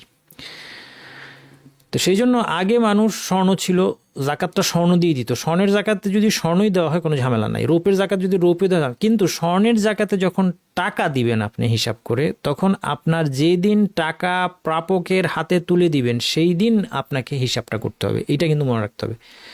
অর্থাৎ আপনার বছর পূর্ণ হয়ে গেছে রমাদানের 1 তারিখে, সেই দিন আপনি জাকাত ক্যালকুলেটরে গিয়ে এক দফা হিসাব করেন, অসুবিধা নেই, একটা আন্দাজ হইলো আপনার কত জাকাত। এখন রমাদানের 1 তারিখ, জাকাত দিতে দিতে হয়ে যাচ্ছে রমাদান 15 তারিখ। যাকে জাকাত দিবেন ঠিক করেছেন সে জাকাত নিতে আপনার কাছে আসছে রমাদান 15 তারিখে, 15 দিন চলে গেছে। এই 15 দিনে যদি স্বর্ণের দাম চেঞ্জ হয়ে যায় তাহলে কিন্তু আপনার জাকাত চেঞ্জ হয়ে যাবে। এই জন্য মনে রাখবেন যে যদি হয় নিশ্চিত হবেন যে না, এর মধ্যে স্বর্ণরূপের দামে কোনো পরিবর্তন আসে নাই, ভালো। যদি দামে পরিবর্তন এসে থাকে তাহলে যেদিন জাকাতটা তার হাতে তুলে দিচ্ছেন রমাদান 15 তারিখ, সেই দিন আরেকবার এই ফর্মে হিসাবগুলো বসায় আরেকবার করবেন। কারণ এখন দেখবেন যে হয়তো স্বর্ণের দাম বেড়ে গিয়ে থাকলে আপনার জাকাত বেড়ে যাবে, কমে গিয়ে থাকলে জাকাত কমে যাবে। এটা খেয়াল রাখবেন, এটা গুরুত্বপূর্ণ মাসালা। ক্যালকুলেশন সংক্রান্ত কথাবার্তা আমাদের শেষ, একটা বাকি, সেটা হচ্ছে বেতন বাড়ি ভাড়া। এটাতে আসছি। বিক্রয় পণ্যের কথা যেহেতু বললাম, বিক্রয় পণ্য নিয়ে কয়েকটা কথা এখানে বলি। একটা হচ্ছে ভবিষ্যতে লাভে বিক্রি বা সম্পদ সংরক্ষণের উদ্দেশ্যে জমি জাকাত যোগ্যতা, যে কথা বলেছি। কেউ জমিটা কিনেছে কি উদ্দেশ্যে? কয়েকটা উদ্দেশ্যে কিনতে হবে। একটা হচ্ছে জমি কিনেছে আমি এখানে বাসা করে থাকবো, জাকাত হবে না, কারণ সেটা সে ব্যবহার করছে, তার মৌলিক প্রয়োজন। অথবা সে জমি কিনেছেন না আমি জমি বিক্রি করবো না, এখানে বাসা তুলে ভাড়া দিব, তখন ভাড়ার উপর জাকাত আসবে। তৃতীয় অবস্থা হচ্ছে যে জমি কিনে, যেটা অনেকেই করেন, যে জমিটা কিনলে আমার টাকার দাম কমে যায়, জমির দাম দিনে দিনে বাড়ে, আমি কিনে রেখে দিব, এক সময় যে বিক্রি করব, এই জমির জাকাত দিতে হবে। খেয়াল রাখবেন। প্রয়োজন নেই বিধায় কোনো বস্তু বিক্রি করে চাইলে জাকাত হবে না। আমার একটা ফার্নিচার পুরান হয়ে গেছে, আমার আর লাগে না, নতুন ফার্নিচার কিনবো, এটা বেচে দিব আমি, এটার জাকাত হবে না। কিন্তু ন্যায্য দামে পেলে বেচে দিতে হবে। কিন্তু যদি দাম বাড়ার জন্য ফেলে রাখি তাহলে আবার জাকাত হবে। কিন্তু নর্মালি সেটা মানুষ করে না, যে কেউ এটা ন্যায্য দাম বলে নিয়ে যাক, এই জন্য ফেলে রাখছে, জাকাত হবে না। বিক্রয়পণ্য উৎপন্ন করার জন্য প্রয়োজনীয় কাঁচামাল বিক্রয়পণ্য হিসেবে পরিগণিত হবে, এটা মনে রাখবেন। আপনার যদি এমন কোনো ফ্যাক্টরি বা দোকান থাকে যেখানে কাঁচামাল থাকে এটা দিয়ে, তাইলে বছর শেষে কাঁচামালের একটা দামও আপনাকে আন্দাজ করতে হবে। বিক্রয় পণ্য তৈরির মাঝপথে বছর যদি হয়ে যায় তাহলে অসম্পূর্ণ পণ্যের মূল্যটাও হিসাব করে আদায় করতে হবে, মানে পণ্যটা পূর্ণ হয় অসম্পূর্ণ। এই ধরনের কাছাকাছি একটা প্রশ্ন আমার কাছে আসছিল যে মাছের খামার, মাছ ছাড়া হচ্ছে কিন্তু এখন জাকাতের সময় হয়ে গেছে, কিন্তু মাছ এখন বিক্রি করবে না, মাছ বিক্রি করবে আরও 3-4 মাস পরে। তাহলে এখন কি করতে হবে? জবাব হচ্ছে যে এখন মাছের যে সাইজ আছে, এখন যদি মাছগুলো বিক্রি করে দেওয়া হয় কি দাম পাবেন এটা একটা আন্দাজ তাকে করতে হবে, সেটার জাকাত দিতে হবে। বিক্রয়পণ্য জাকাত অর্থ দিয়ে আদায় করতে হবে, বিক্রয়পণ্য দিয়ে নয়। আপনি কাপড় ব্যবসায়ী, আপনি জাকাত হিসেবে কাপড় দিবেন না, আপনি টাকা দিবেন। যদি এখন আপনার হাতে টাকা না থাকে, টাকা আসলে দিবেন, কোনো সমস্যা নেই, হিসাব রাখবেন, কিন্তু টাকা দিয়ে দিবেন। বেতন বাড়ি ভাড়া মাসিক আয়, এটার জাকাত কী হবে? বেতনের এবং বাড়ি ভাড়ার জাকাতের হিসাবটা অনেকটা একই, কারণ দুটোর মধ্যে মিল কি বলেন তো? এটা মাসে মাসে আসে আমার কাছে, আমার দেশে। বিদেশে আবার এই সিস্টেম আছে যে বছরে বা মানে চুক্তি শুরুতে টাকা দিয়ে দেয় বা বাৎসরিক হিসেবে টাকা দেয়, সেটা আলাদা। কিন্তু আমাদের দেশে মাসিকভাবে হয়। দেখেন এই হিসাবটা বুঝিয়ে দিই, এই উদাহরণটা দেখলে বুঝে যাবেন। এই উদাহরণটা আপনি বেতন বাড়ি ভাড়া দুটার ক্ষেত্রেই প্রয়োগ করতে পারবেন। ধরা যাক আপনার বেতন অথবা বাড়ি ভাড়া ৮০,০০০ এবং মাসিক খরচ শেষে আপনার জমা থাকে ৩০,০০০, ৫০,০০০ খরচ হয়ে যায়। যেটা খরচ হয়ে যায় এটা তো জাকাতের কিন্তু কোনো প্রশ্ন নাই। টাকার নিসাব কত এটা তো আমরা দেখলাম একটু আগে, এটা লিখে রাখছি এখানে। কাজে ৮ মাস জমানোর পরে নিসাবে পৌঁছাবে, মানে আপনি মাসে ৩০,০০০ টাকা করে জমাচ্ছেন।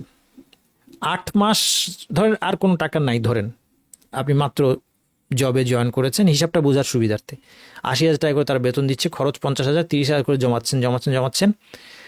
৮ মাস পরে কত জমলো? ২,৪০,০০০ টাকা। নিসাবে পৌঁছানোর ১ চান্দ্র বছর পর জাকাত দিতে হবে। মনে করেন ৮ মাস জমানোর পর ২,৪০,০০০ টাকায় পৌঁছালো আমার এই রমাদানে, তাহলে জাকাত দিব কবে? আগামী রমাদানে।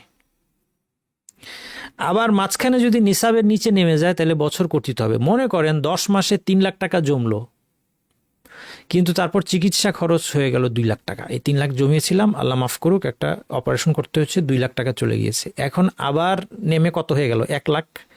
এক্ষেত্রে জমা অর্থ পুনরায় নিসাবে পৌঁছালে নতুন করে বছর হিসাব। তাই জাকাতের বিধানটা খুব সহজ। জাকাতের বিধানের মধ্যে কোনো অসুবিধায় পড়বে না একটা মানুষ যদি বিধানটা বুঝে, নিয়মটা বুঝে। তাইলে ৩ লাখ টাকা ২ লাখ টাকা খরচ হয়ে গেছে, ১ লাখ টাকা আছে। এখন কি হবে? আর এখন জাকাতের বছর কাট অফ হয়ে গেছে।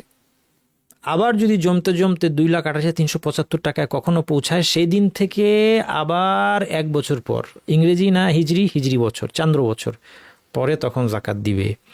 এই হচ্ছে বেতন বাড়ি ভাড়ার জাকাত। প্রভিডেন্ট ফান্ড আগেই বলেছি, যদি ঐচ্ছিক হয় এটা জাকাতযোগ্য, যদি বাধ্যতামূলক হয় এটা জাকাত দিতে হবে না। যাবতীয় ব্যাংক অ্যাকাউন্টের জাকাত দিতে হবে, এটা নিয়ে অনেকের কনফিউশন আছে। এই মতটাই নিরাপদ এবং ওআইসি ফিকা কাউন্সিল দ্বারা রেকমেন্ডেড। ওআইসি ফিকা কাউন্সিলের সুবিধা হচ্ছে তাদের যে কনফারেন্সগুলো হয় সেখানে অনেক আলেমরা তাদের পেপার বা রিসার্চের ফলাফল পেশ করেন এবং তারপর একটা সিদ্ধান্ত বা রেকমেন্ডেশন আসে। এই জন্য এটা ফলো করাটা সেফ। যাবতীয় ব্যাংক অ্যাকাউন্টের উপর এবং এর লাভের উপর, অর্থাৎ বছর শেষে ব্যাংক অ্যাকাউন্টে যা আছে এবং যতটুকু লাভ আপনার পাওনা হয়েছে এর উপর আপনি জাকাত দিয়ে দিবেন। এবং ফিক্সড ডিপোজিট জাতীয় হলেও একই কথা, ভাঙানোতে বাধা থাকলেও একই। এর অনেকে প্রশ্ন করেন যে ১০ বছর আগে ভাঙানো নিষেধ, জাকাত হবে কারণ আমি তো লাভ পাওয়ার জন্য স্বেচ্ছায় এটা করেছি, আমাকে তো জোর করে নিয়ে যায় নাই। হ্যাঁ, ১০ বছরের বিভিন্ন স্কিম থাকে, বিবাহের জন্য সঞ্চয় স্কিম ৩ বছর ৫ বছর, হজের জন্য সঞ্চয় স্কিম ১০ বছর ইত্যাদি। হ্যাঁ, উচ্চশিক্ষার জন্য সঞ্চয় স্কিম, মাসে মাসে আপনি টাকা দিচ্ছেন জমাচ্ছেন, সে বছরে বছরে একটা লাভ আপনার অ্যাকাউন্টে দিচ্ছে বা বলছে যে এত লাভ আপনার ডিউ পাওনা, কিন্তু আপনি এখন ভাঙতে পারবেন না। ১০ বছর পরে যখন ভাঙবেন একসাথে লাভ সহ পাবেন। আচ্ছা, এই যে ইনভেস্ট করেছেন, আপনাকে জোর করে কেউ করিয়েছেন না, স্বেচ্ছায় আপনি ইনভেস্ট করেছেন, আপনার সম্পদটাকে বাড়াচ্ছেন। হ্যাঁ, এটা হচ্ছে আলমাল আন্নামি, বর্ধনশীল সম্পদ, আর বর্ধনশীল সম্পদে জাকাত হবে। এই জন্য আপনি এখন বললে হবে না যে আমি তো ১০ বছর ভাঙাতে পারবো না, আমি এটা জাকাত কেন দিব না। আপনি তো স্বেচ্ছায় ইনভেস্ট করেছেন যে ১০ বছর আমি এটা তুলবো না, যেন লাভ বেশি পাই। ওই লাভটা তো বাড়িয়ে দিচ্ছে ওই কারণেই যে ১০ বছর যাবত আপনি ভাঙবেন না, এই কারণে লাভটা আপনাকে বেশি দিচ্ছে। অবশ্যই এটা আপনি ইসলামী ব্যাংকে করবেন, কোনো ট্র্যাডিশনাল সুদী ব্যাংকে তো জায়েজই নাই করা। মোট কথা এগুলোতে সব লাভ সহ যে লাভ আপনার এখন পর্যন্ত ডিউ হয়েছে এবং যেটা মূল অ্যামাউন্ট আছে পুরাটার উপর জাকাত দিতে হবে।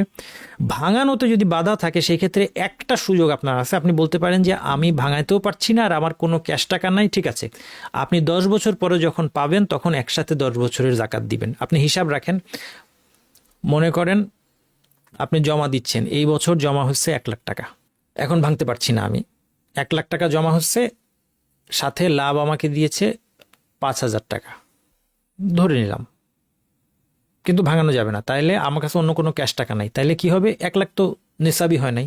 দ্বিতীয় বছর যান ২,১০,০০০, এখনও নেশাব হয় নাই। তৃতীয় বছরে যান, মনে করেন আপনার আর কিছু নাই, ৩,৩০,০০০, ১০,০০০ টাকা করে ধরলাম লাভ দিয়েছে প্রতি বছর, ৩,৩০,০০০, এখন নেশাব হচ্ছে। এখন ৩,৩০,০০০ টাকা জাকাত কত? ৪০ ভাগের ১ ভাগ। আপনার ৩,৩০,০০০ টাকার জাকাত আসবে, মুখোমুখি হিসাব করা যায়, লাখে ২,৫০০ করে, ৩ লাখে ৭,৫০০, ৩০,০০০ ক্ষেত্রে ৭৫০, ৭,৫০০ আর ১,০০০ আর ৭,৫০০, ৮,২৫০, মুখোমুখি হিসাব করলাম, ক্যালকুলেটরও পারবেন। ৮,২৫০ জাকাত দিতে হবে। ৩ বছর পর নিসাবে পৌঁছেছে, তার ১ বছর পর জাকাতটা দিতে হবে।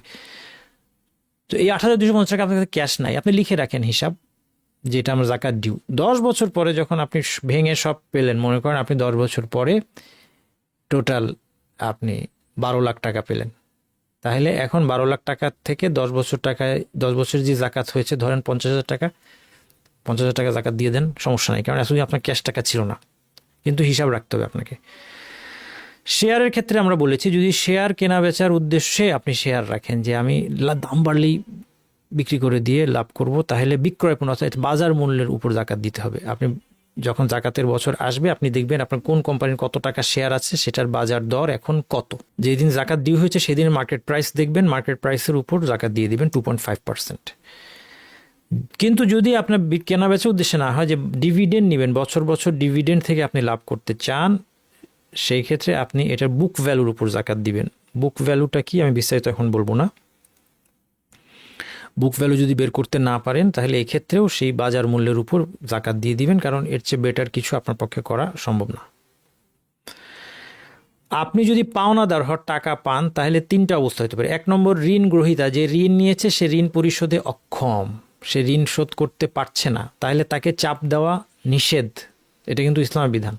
কেউ আপনার টাকা ধার নিয়েছে, নেওয়ার সময় বলেছে যে ভাই কুরবানি ঈদের পর দিয়ে দিব, কিন্তু দিতে পারতেছে না এখন আর, যে আমার ব্যবসায় লস হয়ে গেছে, একটা ব্যবসায় খাটাইছিলাম লস হয়ে দিতে পারছি না, আমার কাছে নাই, তাকে চাপ দেওয়া যাবে না, এটা হচ্ছে 1 নম্বর বিধান। এরপরে হচ্ছে যে এই ঋণটা যেটা আপনার সে পরিশোধ করতে অক্ষম, এটার উপর জাকাত দিতে হবে না। 2 নম্বর কেস হতে পারে যে সে সক্ষম কিন্তু টাকা দিতে ঘোরাচ্ছে আপনাকে, গড়িমসি করছে এবং তার উদ্ধারের করার মতো কোনো ব্যবস্থা আপনার নাই, কোনো প্রমাণও নাই যে কোর্টে যাবেন, উদ্ধারের কোনো ব্যবস্থা নেই, এই ক্ষেত্রেও জাকাত দিতে হবে না। তাইলে এই 2টা ছাড়া জাকাত দিতে হবে, এই হলো কথা, তাই না? অর্থাৎ যাকে টাকা দিয়েছি সে দিতে সক্ষম, দিয়ে দিবে এবং গড়িমসিও করবে না, তাহলে জাকাত, এই টাকার জাকাত কিন্তু দিতে হবে। 1 লাখ টাকা একজনের কাছে আমার পাওনা আছে, চাইলেই দিয়ে দিবে বা দিয়ে দিতে পারবে, তাহলে 1 লাখ টাকার জাকাত 2,500 কিন্তু আমার দিতে হবে, যদিও টাকাটা আমার হাতে নাই, ওর কাছে আছে।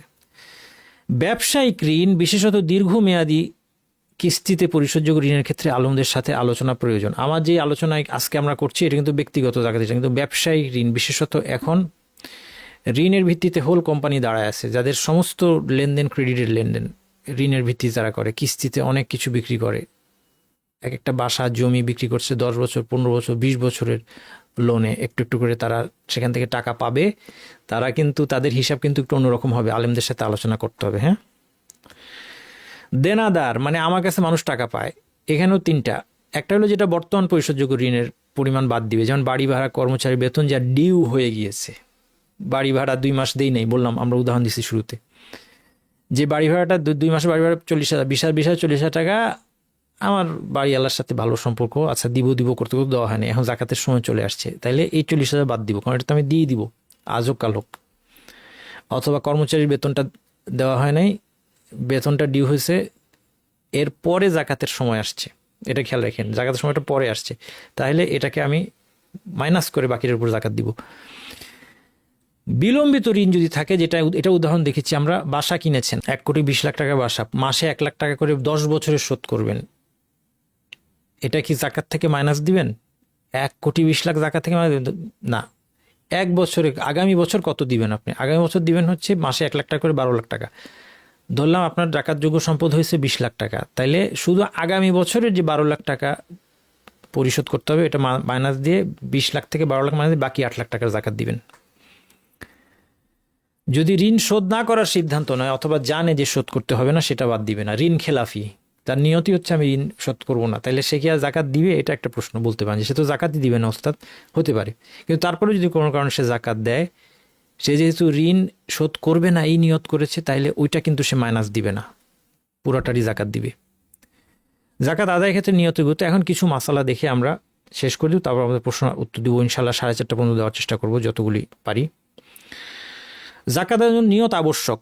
অনেকে যেটা করে যে আমি তো অনেক দান করি সারা বছর, আমি কেন জাকাত হিসাব করতে যাব, এত নিয়ত করে জাকাত দিই, তার কিন্তু সব সম্পদ দান করলেও জাকাত আদায় হবে না, কঠিন অবস্থা, সাবধান, এটি পরীক্ষা। আপনার অনেক টাকার আল্লাহর দরকার নেই, কোনো টাকারই আল্লাহর দরকার নেই, আল্লাহর দরকার হচ্ছে আল্লাহ আপনার কাছে কি চান, আল্লাহ কোনো কিছু দরকার নেই, কিন্তু আল্লাহ আপনার কাছে কি চান, আপনার ইবাদত, আপনি সিরিয়াস কিনা, আপনাকে নিয়ত করে জাকাত দিতে হবে যে এটা আমি জাকাতের নিয়তে দিচ্ছি।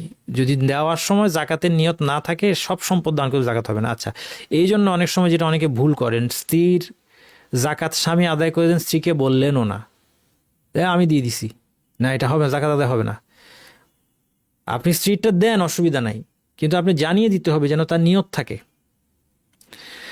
কাউকে লোন দিয়ে ফেলেছেন, লোন দিয়েছেন, তারপর দিতে পারতেছেন না, বলে আচ্ছা এটা জাকাত থেকে আমি অ্যাডজাস্ট করি, না এটা করা যাবে না, কারণ দেওয়ার সময় নিয়ত ছিল ঋণ দেওয়ার নিয়ত, জাকাতের নিয়ত ছিল না, এটা জাকাত থেকে আপনি কাটতে পারবেন না।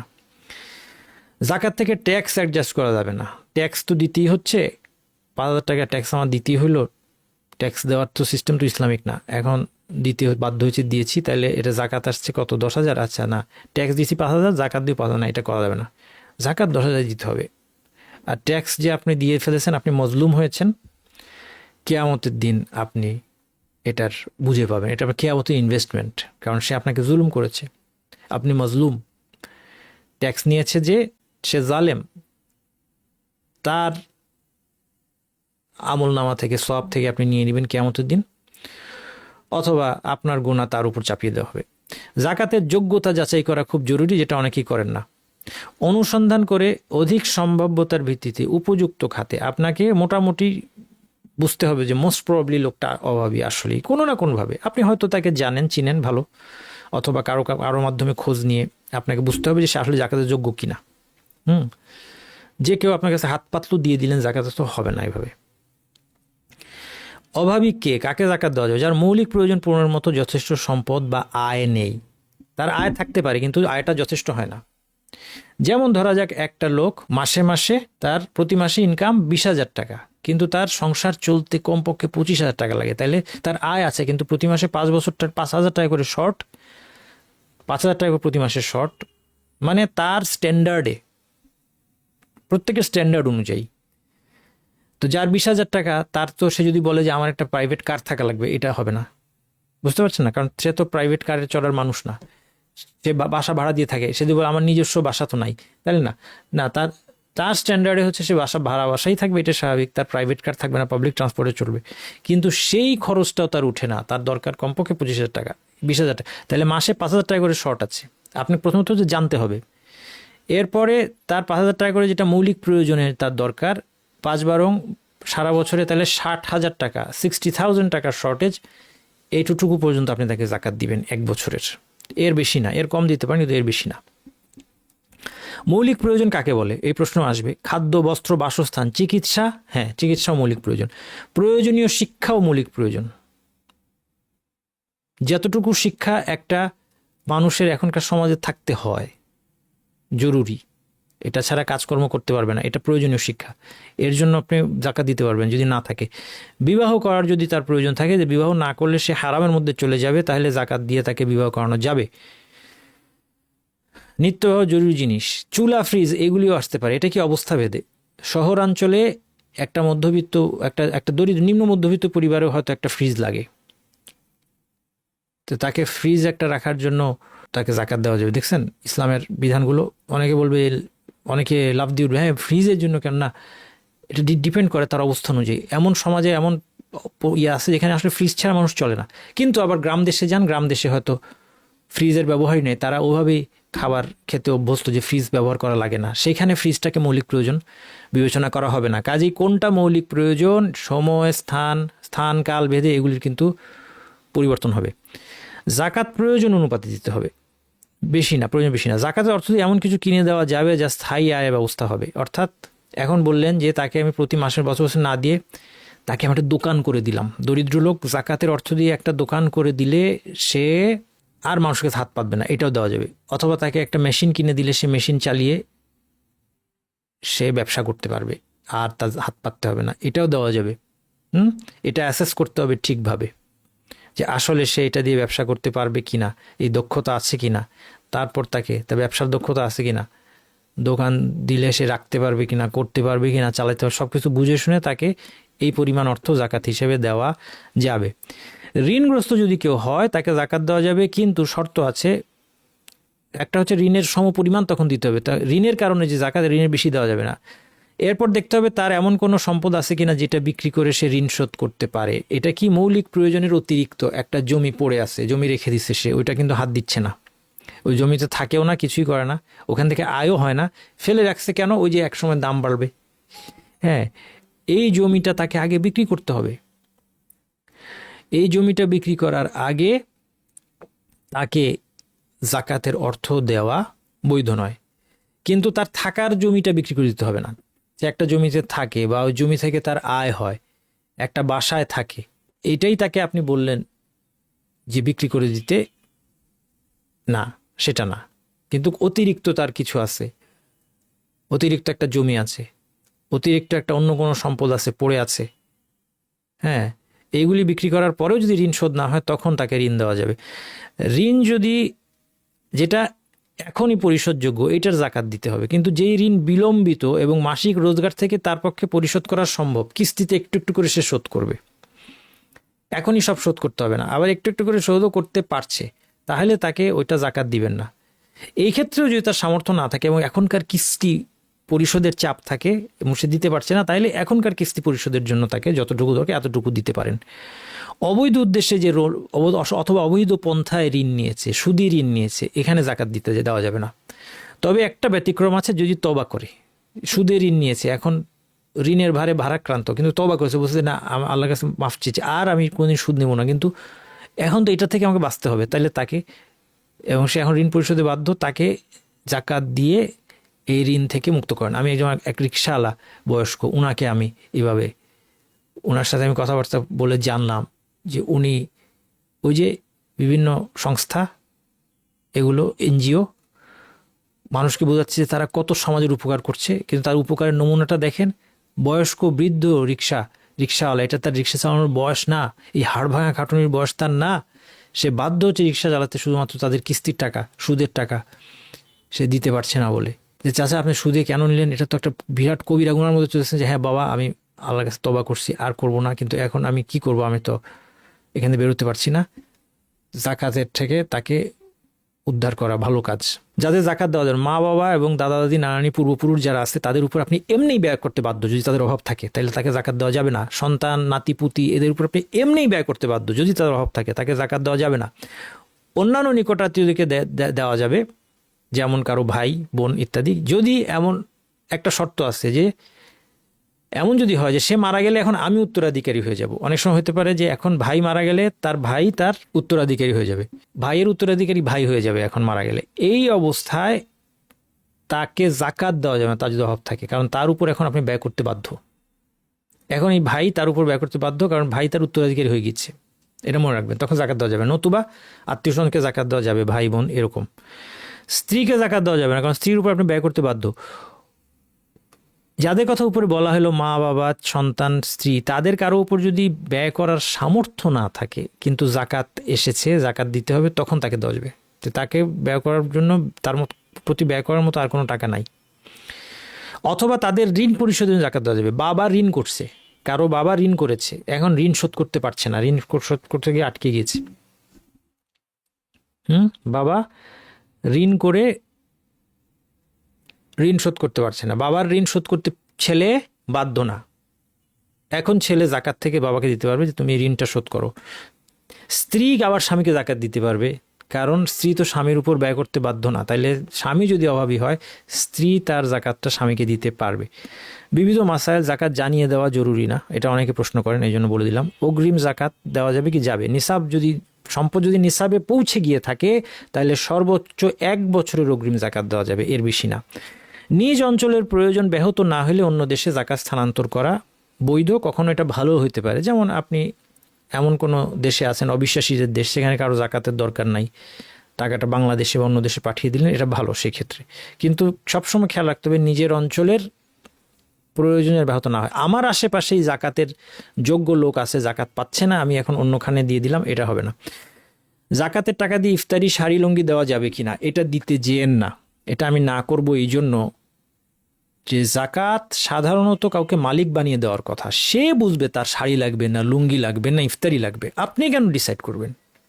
এটা আজকে আজব ব্যাপার হয়েছে। এখন অনেকে আমাকে প্রশ্ন করে ইফতারির টাকা চাচ্ছে, জাকাত দিব কিনা। কেন আপনি জাকাত দিবেন ইফতারির টাকা? আপনি জাকাতের টাকা কাউকে দিতে হলে আপনি তার খোঁজ খবর নিয়ে, অভাব আছে, আচ্ছা তাকে টাকার মালিক বানিয়ে দেন। সে যদি এতিম হয়, এতিমের অভিভাবক যে আছে, এতিম যদি দরিদ্র হয়, অভিভাবক যে তার দায় দায়িত্ব, সেই লোকটাকে দেন যদি সে নির্ভরযোগ্য হয়, তা ঠিকভাবে তার উপর খরচ করা। যদি এমন সে টাকা মেরে দিবে এতিমের টাকা, আমার দেশে তো এখানে গিয়ে তাকওয়া নাই কোনো। আমার দেশে তাকওয়া হচ্ছে খালি 20 রাকাত তারাবি পড়তে গিয়ে, বুঝতে পারছেন? অনেক সময় দেখা যায় যে 20 রাকাত থেকে 1 রাকাতও তার তারাবি মিস যাবে না, ভালো। কিন্তু এতিমের সম্পদ নিশ্চিন্তে আত্মসাৎ করে দিবে, জমি, ভাইয়ের জমি নিশ্চিন্তে আত্মসাৎ করে দিবে, ওখানে আখিরাতের ভয় নেই, তাকওয়া নাই। অথচ তারাবি যদি সে 1 রাকাতও না পড়তো, 20 রাকাত কেন, 1 রাকাতও না পড়তো, কিয়ামতে তার গুনাহ হতো না। কিন্তু এতিমের সম্পদ যে ভক্ষণ করে, জাহান্নামের আগুন ভক্ষণ করে, কোরআনের আয়াত আসছে, জমির ব্যাপারে কত কঠিন হাদিস আসছে, 7 জমিন তার গলায় ঝুলায় দেওয়া হবে কিয়ামতের দিন, কি অবস্থা হবে? ওখানে গিয়ে তাকওয়া নাই। আচ্ছা, মোট কথা, ইফতারি শাড়ি লুঙ্গির মধ্যে জাকাত দিয়েন না, এটা করেন না। কখনো এমন এক্সেপশন 2 নম্বর পয়েন্টে আসেন, কখনো এমন হইতে পারে যে কেউ তাকে জাকাতের টাকা হাতে দিলে নষ্ট করবে। এই অবস্থায় তাকে, সে যদি জাকাতের যোগ্য হয়, তাকে আপনি এভাবে দিতে পারেন, তাকে বলতে পারেন যে আমার কাছে জাকাতের টাকা আছে, তোমার কী দরকার আমাকে বলো, আমি তোমাকে কিনে দিব। হ্যাঁ, এটা করা যাবে আপনার তত্ত্বাবধানে।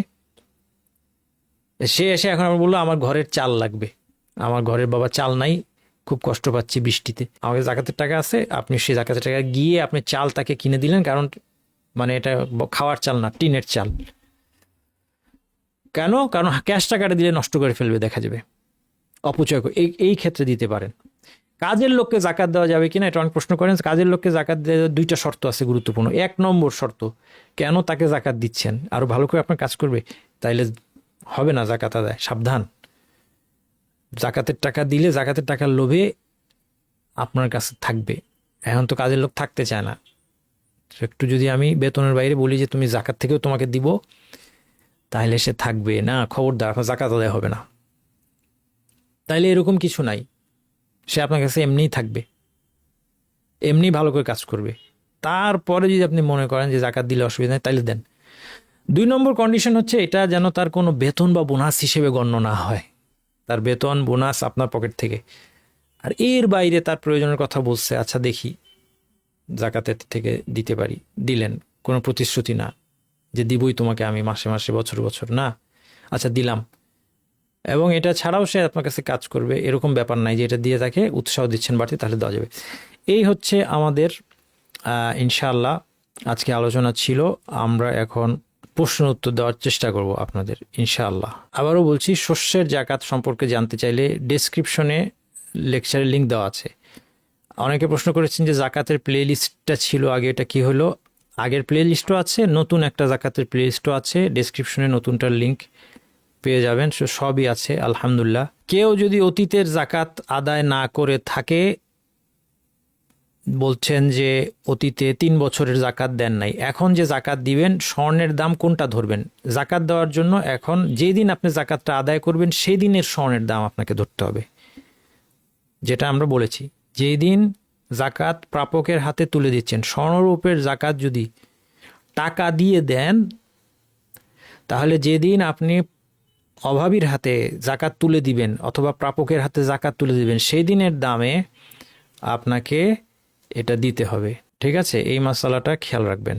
যারা নামাজ পড়ে না, দ্বিতীয় প্রশ্ন, যে অনেকে জাকাত চায় কিন্তু নামাজ পড়ে না, যারা মোটেই নামাজ পড়ে না, নামাজের ধার কাছ দিয়েও যায় না, তাদেরকে আপনার জাকাতের অর্থ দিবেন না। যদি মেয়ের আলাদা এবং মায়ের আলাদা অর্নামেন্ট থাকে, মা মেয়ের অর্নামেন্ট ধরে না, মায়ের অর্নামেন্টের সাথে মেয়ের অর্নামেন্ট যোগ হবে না, এইটা আপনাদের অনেকের প্রশ্ন। এই প্রশ্নটা ভালো আপনি করেছেন, ভালো হচ্ছে। একজনের সম্পদ সাথে আরেকজনের সম্পদ যোগ করার কোনো ব্যাপার নাই, সে মেয়ে হোক, মা হোক, বাবা হোক, হ্যাঁ, স্বামী স্ত্রীর সম্পদ যোগ হবে না, আলাদা আলাদা।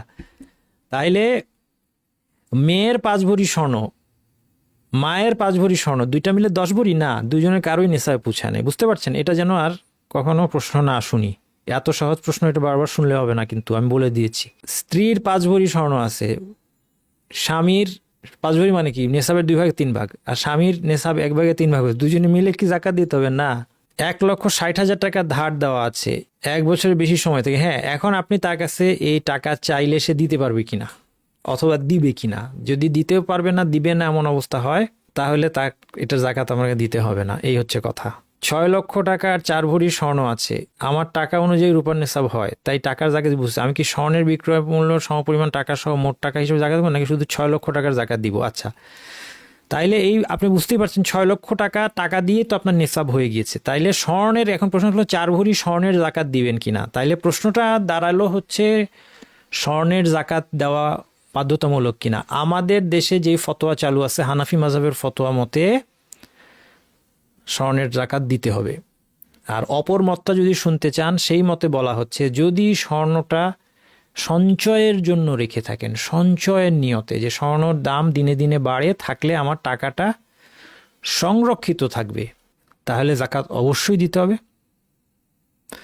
কিন্তু যদি শুধুমাত্র ব্যবহারের জন্য রাখেন, যে এটার দাম নিয়ে আমার কোনো মাথা ব্যথা নেই, অনেক নারী আছেন যে আমি গয়না পরবো আর কিছু না, আমার দাম কত, স্বর্ণের দাম বাড়ছে না কমছে এটা জানেও না, খোঁজও নেয় না, তার ক্ষেত্রে আমার মতে শক্তিশালী মত হচ্ছে জাকাত দিতে হবে না।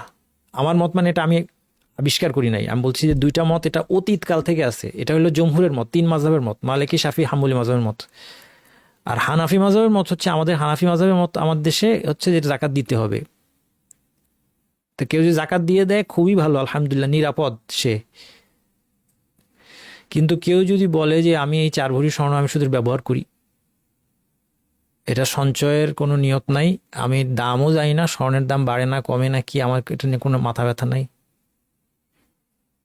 আমার এই 4 ভরি স্বর্ণের জাকাতকে দিতে হবে, অথবা 7.5 ভরিও যদি হয়, 10 ভরিও যদি হয়, না, এটা আরেকটা মত। হানাফি মাযহাবের মতে দিতে হবে। অপর মতে, এবং এটা বিস্তারিত আলোচনা আমি ডিসকাশন পক্ষে বিপক্ষে আলোচনা করছি, ডিসক্রিপশনে আপনার লিঙ্ক পেয়ে যাবেন। আমার মতে শক্তিশালী হচ্ছে দিতে হবে না। কিন্তু কথা হলো যে আপনারা দিয়ে আসছেন যখন হানাফি মাযহাব মতে, এতদিন দিয়ে আসছেন, যদি হয় দেন না, যদি আপনার অভাব না থাকে আপনি দেন, নিরাপদ, এটা ফলো করাটা নিরাপদ। কিন্তু তা আমাকেও জিজ্ঞেস করতে পারে নিরাপদটা আপনি অন্যটা বলেন কেন। শোনেন, যখন কাউকে প্রশ্ন করা হবে, তালিবুল ইলমকে, দিন শিক্ষার্থীকে প্রশ্ন করা হয়, তাহলে তাকে উত্তর দিতে হবে হচ্ছে তার পড়াশোনা অনুযায়ী, সে যেটাকে শক্তিশালী মনে করে এটাই বলতে হবে, এটা বলতে হবে। এরপর আপনি কোনটা করবেন এটা আপনার ব্যাপার। আমিও হয়তো নিজে দেওয়ার সময় বলবো যে, হয়তো আমার স্ত্রীকে আমি বলতে পারি যে দিয়ে দাও বাবা, কিন্তু যখন প্রশ্ন আসবে তখন আমাকে কি করতে হবে, জাস্টিস করতে হবে। এখানে তো আমি আমার নিজের পছন্দ অপছন্দ বললে হবে না, শরীয়তের মূলনীতি অনুযায়ী। কারণ স্বর্ণালঙ্কারের মধ্যে দুইটা জিনিস একত্রিত হয়েছে, একটা হচ্ছে ব্যবহারের দিক, আরেকটা হচ্ছে স্বর্ণের ইন্ট্রিনজিক ভ্যালু, এর নিজস্ব মূল্য। এই দুইটা দিক একসাথে হয়, আলেমদের মতভেদ হয়ে গেছে। কারণ ব্যবহার্য জিনিসের জাকাত হয় না, আবার যেটার ইন্ট্রিনজিক ভ্যালু আছে সেটার জাকাত হয়। যেমন ব্যবহার্য জিনিসের যদি ইন্ট্রিনজিক নিজস্ব ভ্যালু না থাকে, জাকাত হবে না। সাবান, শ্যাম্পু, কসমেটিক্স, এটা তো নাই ব্যবহার করে, এটাকে কেউ জাকাত দেয় না কেন? কারণ সাবানের নিজস্ব কোনো ভ্যালু নেই, এই জন্য কেউ সাবান জমায় না, যে বাবা সাবান জমায় রাখি, কোনো একদিন বিক্রি করব প্রয়োজন হলে। এটা কেউ করে না। এটা কোনটার ক্ষেত্রে করে? স্বর্ণের ক্ষেত্রে করে, জমির ক্ষেত্রে করে, যেটার একটা ভ্যালু চলে আসছে। হ্যাঁ, সাবান কেউ জমায় না, বললাম আর কি। তাহলে এখন স্বর্ণালঙ্কারে কি সাবান, শ্যাম্পু, কসমেটিক্সের মতো বলবো, নাকি স্বর্ণালঙ্কারকে আমরা স্বর্ণ মুদ্রা যেটা জমা রাখা যায় এটার মতো আমরা কনসিডার করব? এই জন্য আলাদা মতভেদ হয়েছে। যাই হোক, তো যেটা আমি বললাম আমার কাছে কোন মতটাকে শক্তিশালী মনে হয় দলিলের ভিত্তিতে, সেটা আমি বললাম। কিন্তু আপনারা যেটা করতে চান, বিশেষ করে যদি আপনি সম্পদশালী হন, সেফ সাইডে থাকতে চান, এটা সবচেয়ে ভালো।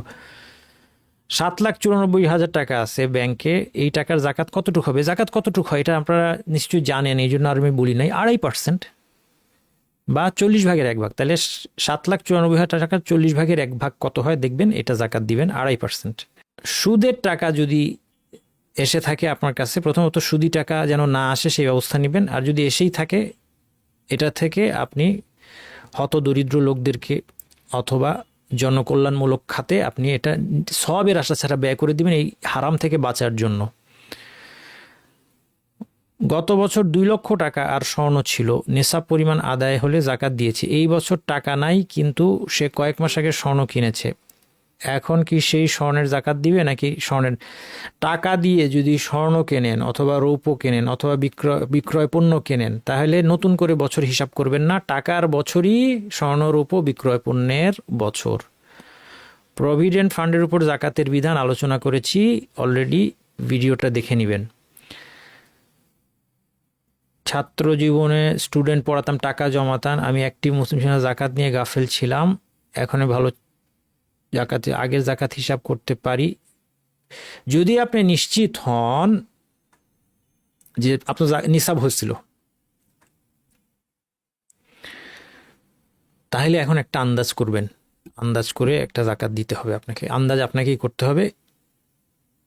কিন্তু সেটা কি, যদি নিসাব পরিমাণ হয়ে থাকে, আপনি টিউশনি করে এত টাকা জমিয়েছেন যে তখনকার নিসাবে পরিমাণ আপনার সঞ্চয় ছিল, সেটা যদি হয়, আপনি নিশ্চিত হন, তাহলে একটা আন্দাজ করে আপনাকে জাকাত দিতে হবে। আন্দাজটা to the best of your knowledge করতে হবে, করে জাকাত দিতে হবে সেফ সাইড। কীরকম সেফ সাইডে থেকে, যেমন আমার জাকাত দিতে হবে এটা আমি জানি, কিন্তু সেটা কি আমার 5 লাখ টাকা ছিল নাকি 6 লাখ ছিল, 5 লাখও হইতে পারে 6 লাখও হইতে পারে, কিন্তু জাকাত দিতে হবে এটা জানি। তখন কি করব, 6 লাখই ধরবো।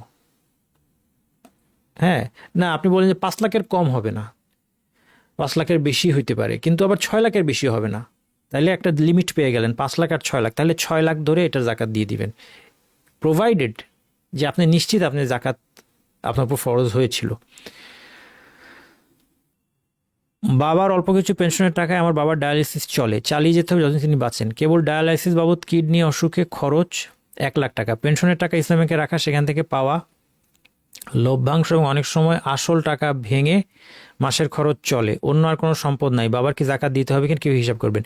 জমা যদি থাকে 1 বছর, দেখেন আপনার সারা মাসে মাসে যেটা খরচ হচ্ছে, খরচ তো হয়ে যাচ্ছে, কিন্তু বছর শেষে যদি নিসাব পরিমাণ আপনার ওই অ্যাকাউন্টে বা ওই ডিপোজিটে আপনার জমা থাকে, তাহলে সেটার জাকাত দিতে হবে। তার মানে আমরা এখনকার নিসাব যেটা দেখলাম 2,28,000 টাকা, ব্যাংকে আপনার সারা বছর 2,28,000 টাকার বেশি আপনি জমা রাখতে পারছেন, মানে আপনি জাকাতের যোগ্য, আর সেই ক্ষেত্রে আপনাকে জাকাত দিতে হবে। জাকাত দেবেন, ইনশাল্লাহ আল্লাহ তাআলা এতে বরকত দান করবেন। আর যদি জাকাত দিয়ে খরচ করে 2,28,000 টাকার নিচে নেমে আসে, যেটা 2,28,000 বলছি আজকের দিনে আর কি, এর চেয়ে নিচে নেমে আসে, তখন তো আর সেটার জাকাত আপনাকে দিতে হচ্ছে না। জমি এখনও বিক্রির নিয়ত এখনও করি, আপাতত চাষ করছি, ভবিষ্যতে বিক্রির ইচ্ছা আছে। বিক্রির নিয়ত যেদিন করবেন আপনি, যে এই জমি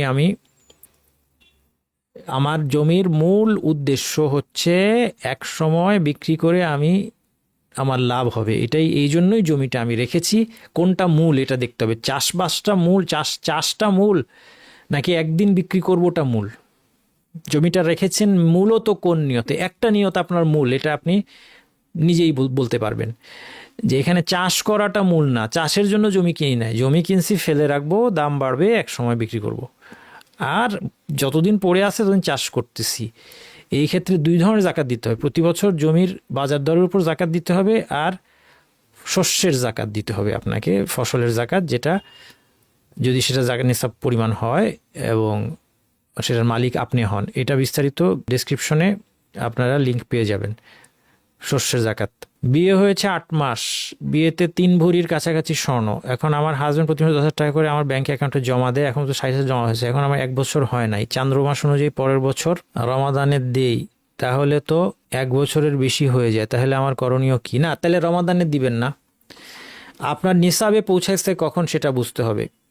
তো আপনার যদি 3 ভরির কাছাকাছি স্বর্ণ থাকে, এখন 3 ভরির কাছাকাছি স্বর্ণ ধরা যাক আপনার 1/3 মতো নিসাবের, আর 60,000 টাকা এখনও আপনার আসলে নিসাবে পৌঁছায় নাই। আমরা আজকে যেই হিসাবটা দেখিয়েছি সেই মতে আপনি হিসাব করে দেখেন, আপনার এখনও নিসাবেই পৌঁছায় নাই। যেই দিন নিসাবে পৌঁছাবে, কারণ আপনার স্বর্ণ যেটা 3 ভরি আছে সেটা আপনার 1/3 কিছু বেশি, আর যেটা আপনার ব্যাংকের টাকাটা যেটা 60,000 টাকা, এটা এখনও নিসাবের 1/3 পৌঁছায় নাই।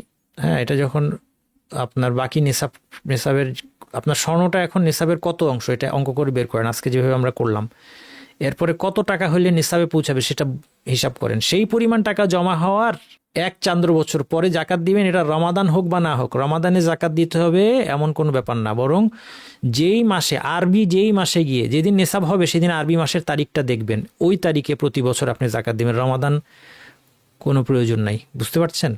রমাদান করতে গেলে তখন কিন্তু ঠিক হবে না।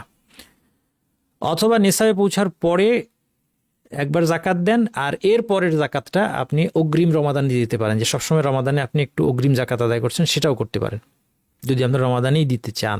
গোল্ড বিক্রি করে জায়গা কেনা যাবে কি না? হ্যাঁ, কেন যাবে না? গোল্ড বিক্রি করে জায়গা কিনতে কোনো নিষেধ তো আমার জানা নাই। ওয়ালাইকুম আসসালাম from Australia. Can I give it to my elder brother who lost his job 2 years ago and he has very limited income and rental property, not enough to live a normal life. He has little cash savings and it may be a little over nisab. হ্যাঁ, প্রশ্নটা হচ্ছে যে প্রথমত ভাইকে জাকাত দেওয়া যাবে কিনা? যাবে। ভাইয়ের যদি মা বাবা বা সন্তান থাকে তাহলে তো ভাই মারা গেলে আপনি উত্তরাধিকারী হচ্ছেন না, তাকে জাকাত দেওয়া যাবে, 1 নম্বর। 2 নম্বর, তার কাছে নেশাব পরিমাণ সম্পদ থাকলেও তাকে জাকাত দেওয়া যাবে। কারো এমন হতে পারে যে তার নিজের নেশাব পরিমাণ সম্পদ আছে এবং সেও জাকাত দেয়, কিন্তু তারপরেও তার অভাব মেটে না। যেমন একটু আগে আমাদের যার বাবা ডায়ালাইসিসের পেশেন্ট, তার যদি ব্যাংকে 2,28,000 টাকা বেশি 1 বছর জমা থাকে, তাকে জাকাত দিতে হবে। কিন্তু যদি বলেন যে তিনি নিজেই তো আবার তার ডায়ালিসিসের খরচ কোত্থেকে দিবে, প্রয়োজনে তিনি জাকাত নিতে পারবেন, বুঝতে পারছেন? তখন তিনি প্রয়োজন তাকে তিনি জাকাত খেতে পারবেন। একইভাবে এই যে যার ভাইকে আপনি বলছেন অস্ট্রেলিয়ান, আপনি যাকে দিতে চাচ্ছেন, সে যদি মুসলিম হয় এবং আপনি তার উত্তরাধিকারী না হন, তাহলে তাকে আপনি জাকাত দিতে পারেন। এবং তার যদি যথেষ্ট ইনকাম না থাকে, তার সংসারে টানাটানি চলে না, যদিও তার নেশাব পরিমাণ কিছু আছে, তারপরেও তাকে জাকাত দেওয়া যাবে। ওয়ালাইকুম সালাম। রূপার জাকাত দিয়ে আসছি, প্রতি বছর 20-26 তারিখের মধ্যে জাকাত হিসাব করি। সাধারণত আমার 3-4 লাখ টাকার জাকাত হয়, যা প্রায় 3-4 লাখ টাকা জাকাত, প্রায় 7-8 হাজার টাকা হয় রূপার হিসাবে। ওকে, গত বছর বিয়ে করি এবং আমার এখনও প্রায় 5.5 লাখ টাকার ঋণ আছে। এখন আমি হিসাব করলে আমার নেট ব্যালেন্স নেগেটিভই আসবে। বিয়ের সময় যেটা ঋণ তার পুরোটাই দেনমোহরের, কোনো অপ্রয়োজনীয় খরচ নয়। এই বছর এই তো, এখন আপনি এই বছর দেনমোহর দিবেন কিনা এটা হলো প্রশ্ন। কতটুকু দিবেন? যতটুকু আপনি আদায় করবেন, ওই যে ফর্মটা আমরা দেখি জাকাত ক্যালকুলেটর, ওখানে এভাবে বলা আছে। আবারও আমি বলছি যে মনে করেন আপনার হাতে এখন আছে 5 লাখ টাকা, কিন্তু আপনার দেনমোহরের টাকা পাওনা আপনার স্ত্রীর, তাই তো? দেনমোহরের ঋণ হার পুরোটাই দেনমোহরের বলতেছেন। তো 5 লাখ টাকা আপনার এখন সঞ্চয়, স্ত্রী পায় 5 লাখ টাকা, আপনি আগামী বছর দিবেন 5 লাখ টাকা। কত দিবেন? ধরলেন, বললেন আপনি যে না, আগামী বছর আমি স্ত্রীকে 1 লাখ টাকা দিব, তাহলে 5 - 1 4 লাখ টাকা জাকাত দিতে হবে। যদি আপনি বলেন যে না, আগামী বছর 2 লাখ টাকা দিব, তাহলে 5 - 2 3 লাখ টাকা জাকাত দিতে হবে। এইভাবে, ঠিক আছে? হিসাবটা বুঝতে পারছেন আশা করি। আর যদি বলেন যে না, 5 লাখ টাকাই আমি জাকাত আদায়, আমি দেনমোহর দিয়ে দিব এই বছরে দৃঢ় প্রতিজ্ঞ, তাইলে আর আপনার জাকাত হবে না। তাহলে মাইনাস দিয়ে নেশাব হয় কিনা এটা দেখেন। কেউ যদি 2 লক্ষ টাকা দিয়ে 2-3টা গরু কেনে ব্যবসা করার উদ্দেশ্যে, তাকে এই টাকার উপর জাকাত দিতে হবে কিনা, সে তার ব্যাংকে জমা টাকার উপর জাকাত আদায় করে। গরুটা যদি ব্যবসার উদ্দেশ্য হয় যে গরু বিক্রি করে লাভ করবেন, তাহলে আপনার ব্যাংকের জমা টাকার সাথে যেদিন আপনার জাকাত ফরজ হয়েছে, যেই বছর পূর্ণ হয়েছে, সেই দিন আপনার গরুর দাম দেখতে হবে।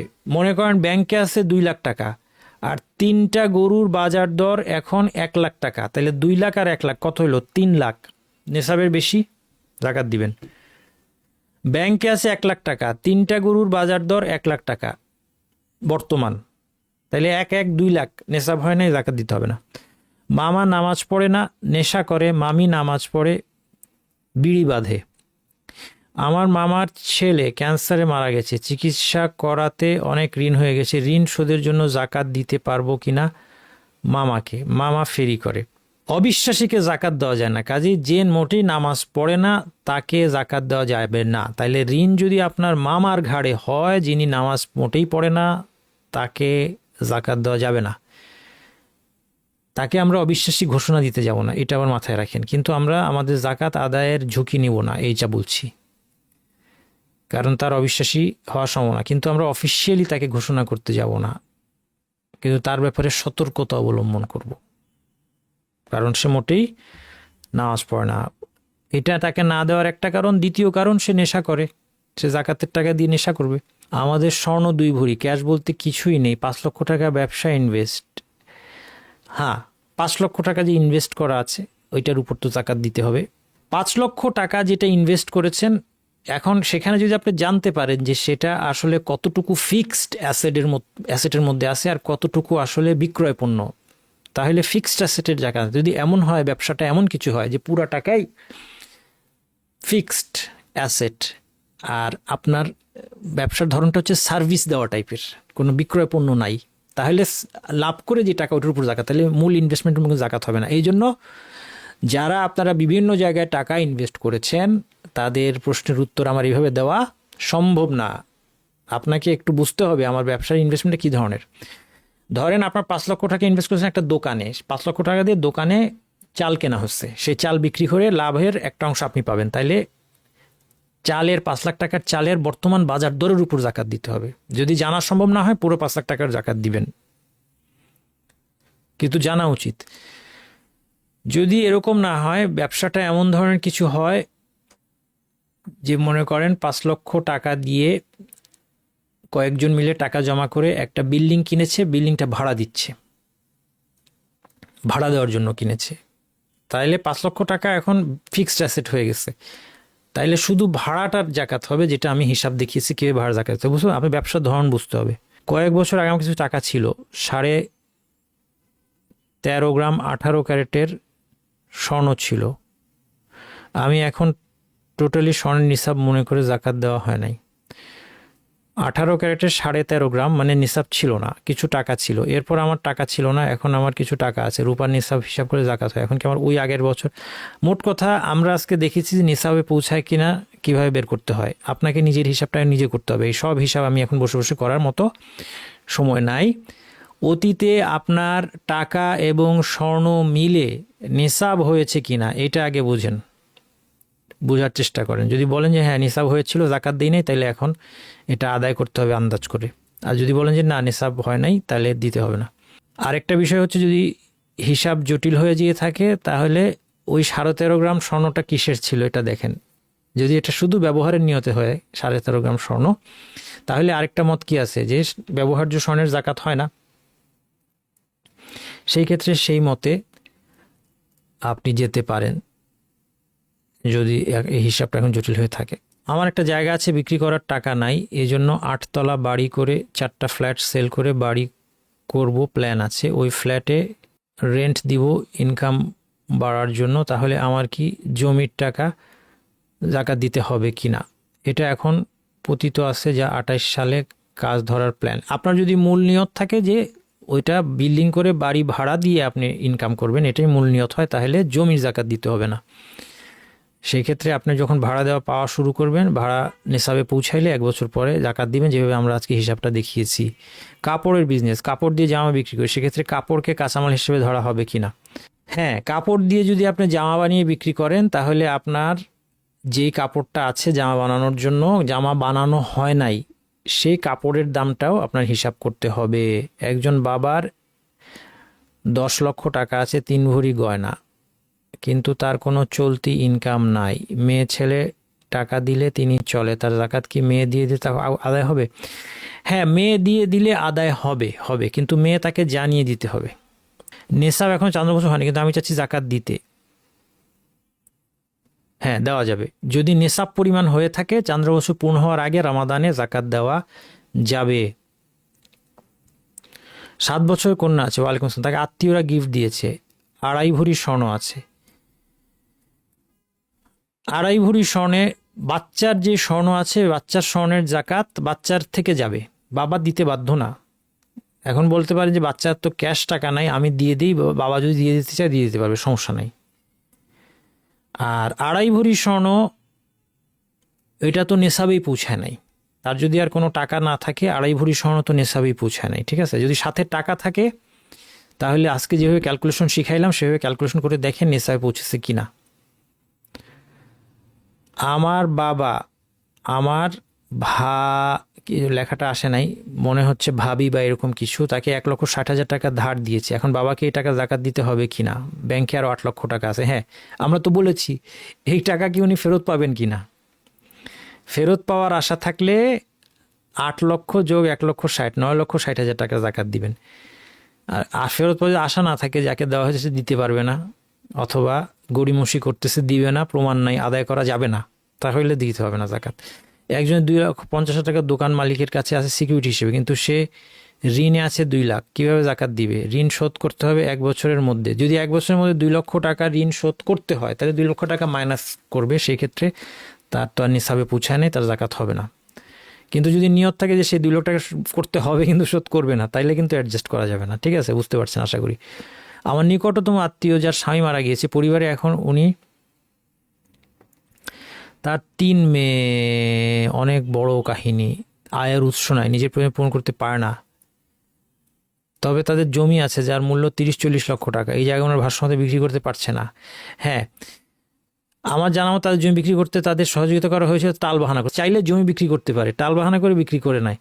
তো জমি বিক্রি করে সে যদি চলতেই, সে এখন দেখতে হবে তার এই জমি থেকে তার কোনো আয় আছে কিনা।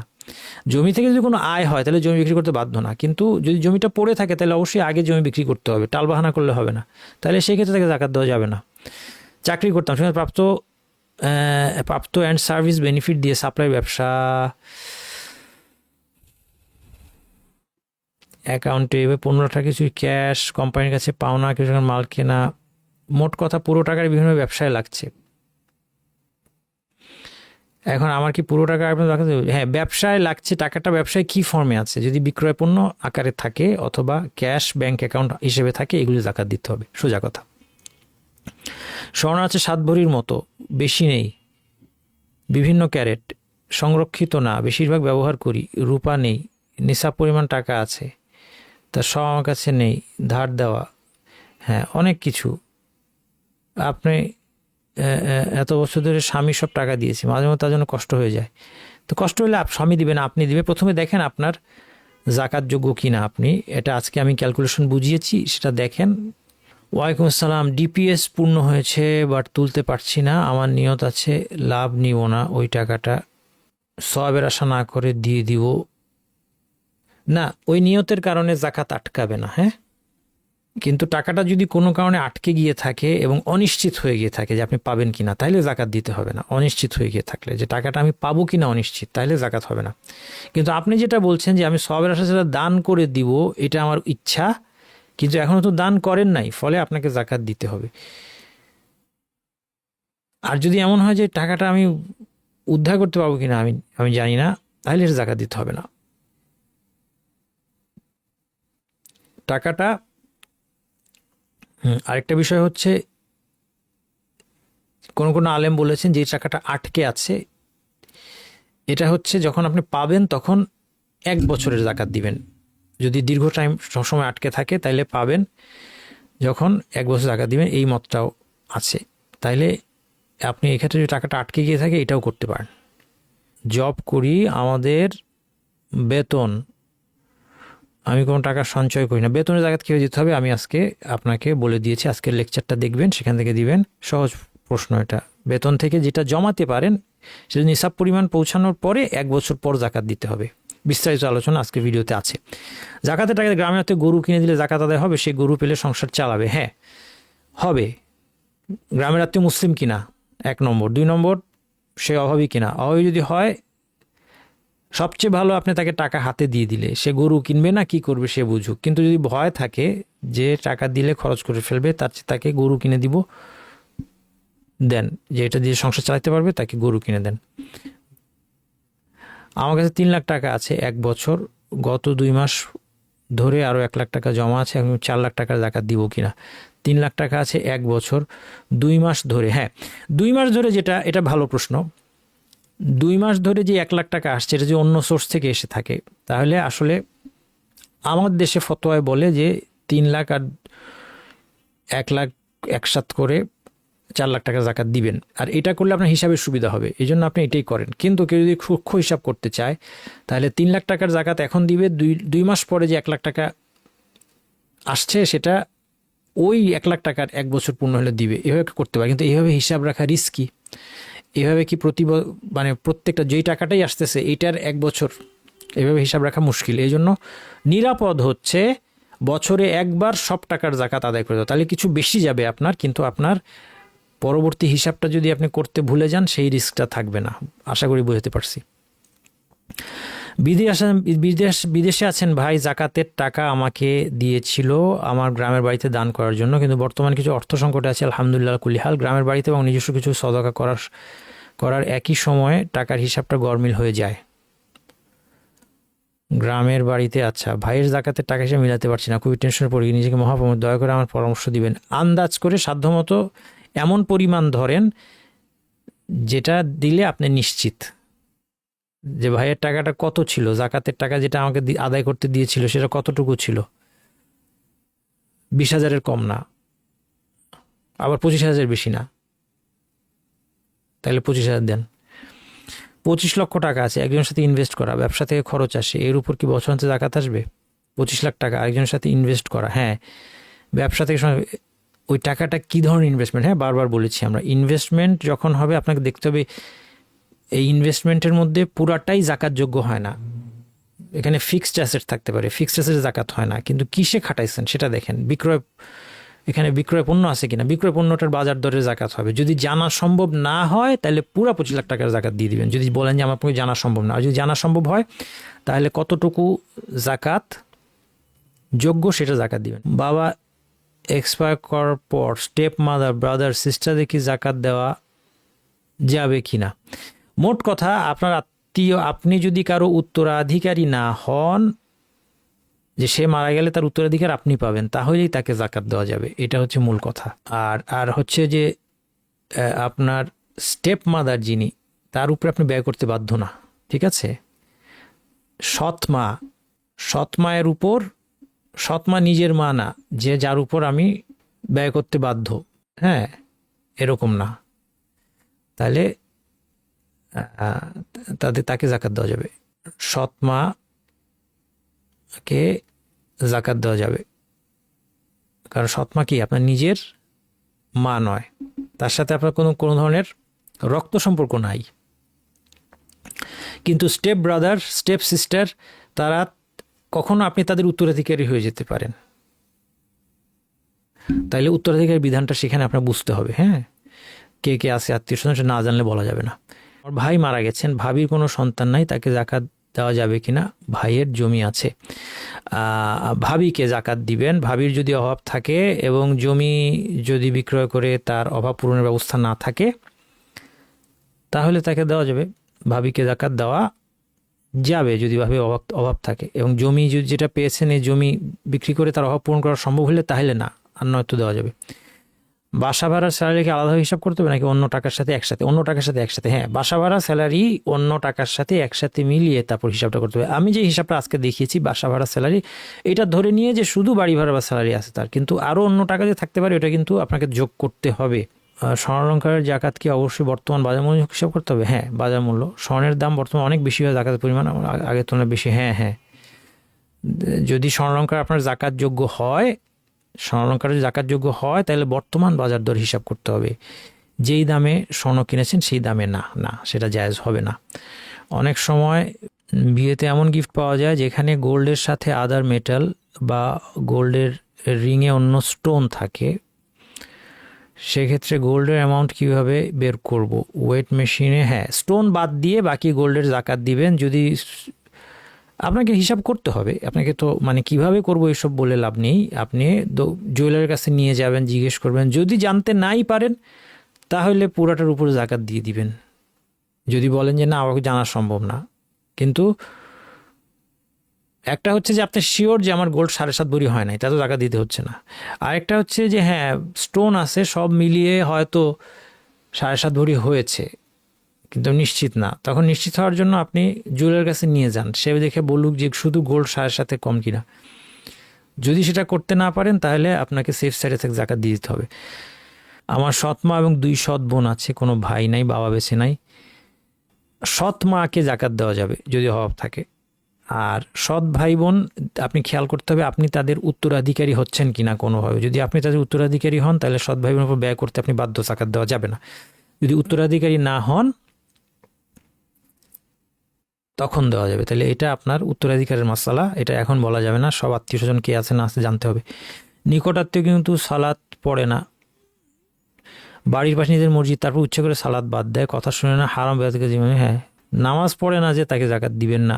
বোনাসের অর্ধেক বাধ্যতামূলক অফিস কেটে রেখেছে 2 বছরের জন্য, অফিস শেয়ারে ইনভেস্ট করেছে আমাদের অনিচ্ছায়, না এইসব টাকা যেটা বাধ্যতামূলক প্রভিডেন্ট ফান্ড, এটা পাওয়ার পরে আপনার জাকাত দেওয়ার প্রশ্ন এখন না, কারণ মাঝখানে আপনার চাকরি চলে যেতে পারে, টাকা না পেতে পারেন। আচ্ছা, যখন হাতে পাবেন তারপর থেকে 1 বছর পরে আপনি জাকাত দিবেন। আমার আব্বুর 45 লাখ টাকা ডিপোজিট আছে, আর কোনো আর্নিংস নাই, এই ডিপোজিট টাকা দিয়ে চলে, সংসার চলে। আচ্ছা, এখন জাকাতটা দিবে কিভাবে? ফিক্সড ডিপোজিট ক্যান্সেল করে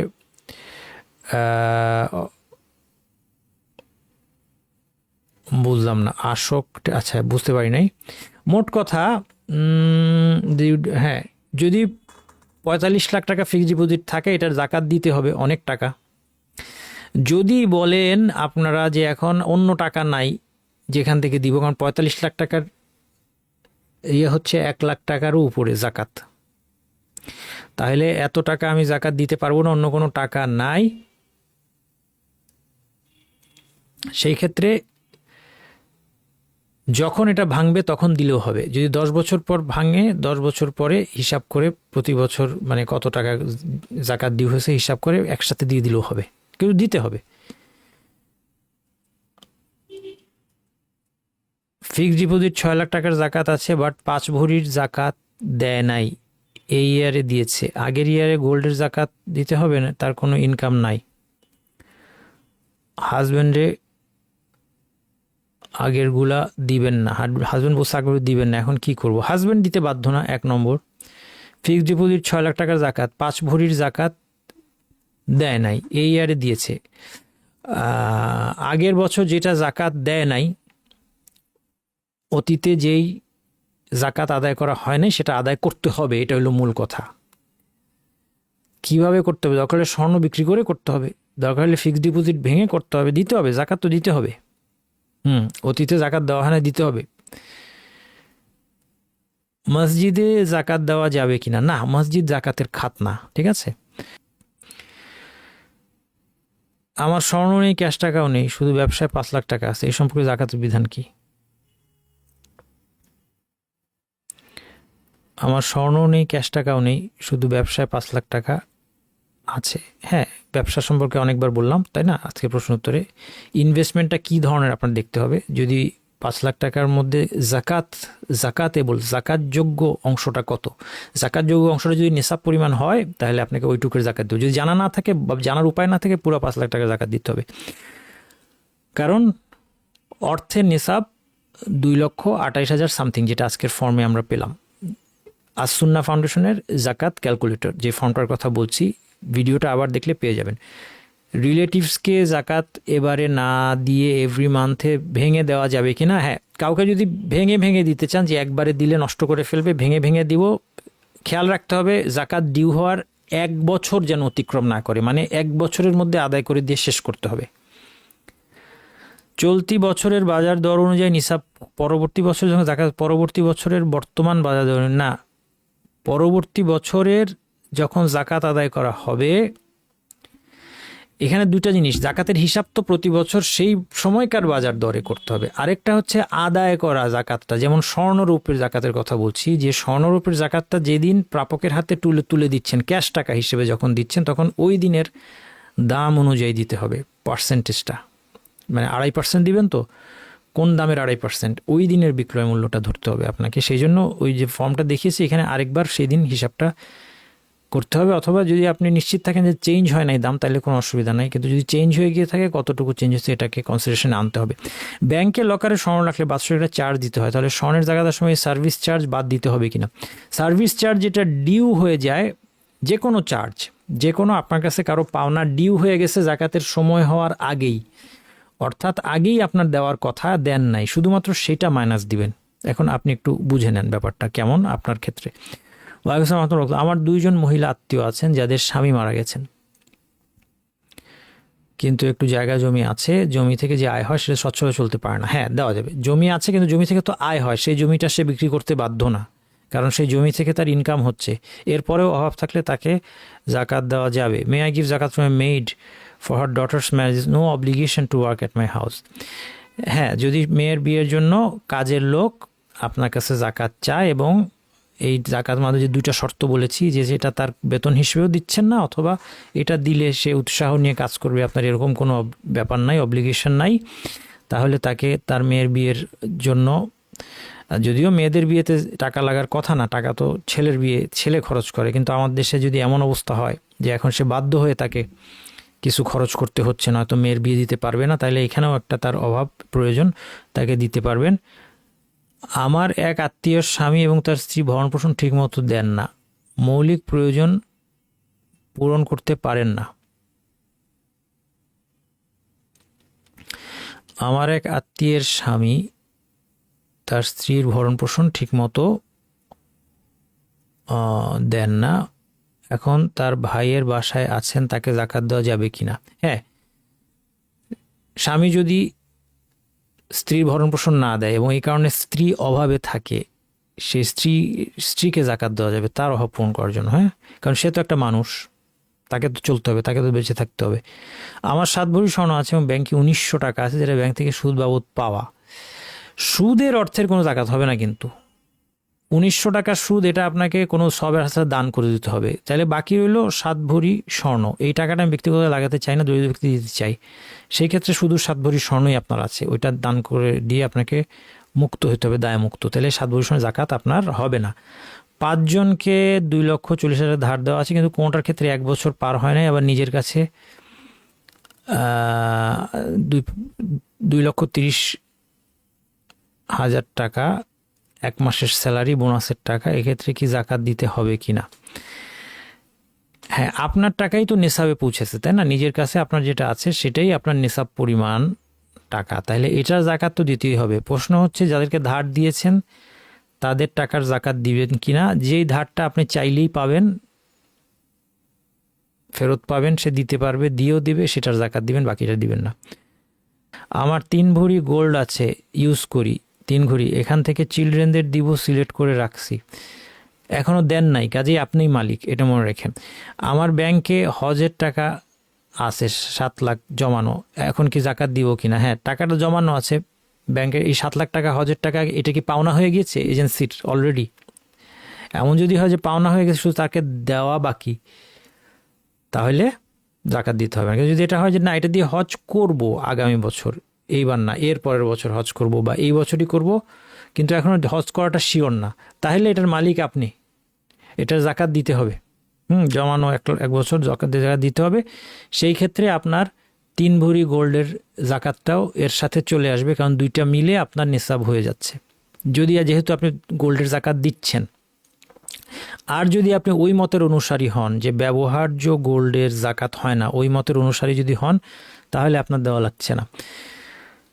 আমার কাছে কতটুকু স্বর্ণ বুঝতে পারছি না, এই স্বর্ণ নিয়ে দোকানে নিয়ে এখন যে পরিমাপ হবে। হ্যাঁ, তাইলে বুঝতে না পারলে দোকানে যাবেন, ওরা কি বলে দেখেন, সেভাবে হিসাব করবেন। গ্রামের লোকেরা সারিবদ্ধ হয়ে দাঁড়িয়ে থাকে, যিনি জাকাত দেন তার সেখানে দাঁড়িয়ে থাকা লোকদের এইভাবে জাকাত হবে না। আজকে আলোচনা শুনেন নাই? আমি তো বলেছি, খোঁজ খবর নিয়ে জেনে বুঝে একটা লোক এসে হাত পাশে জাকাত দিয়ে দিলেন, এই জাকাত হবে না।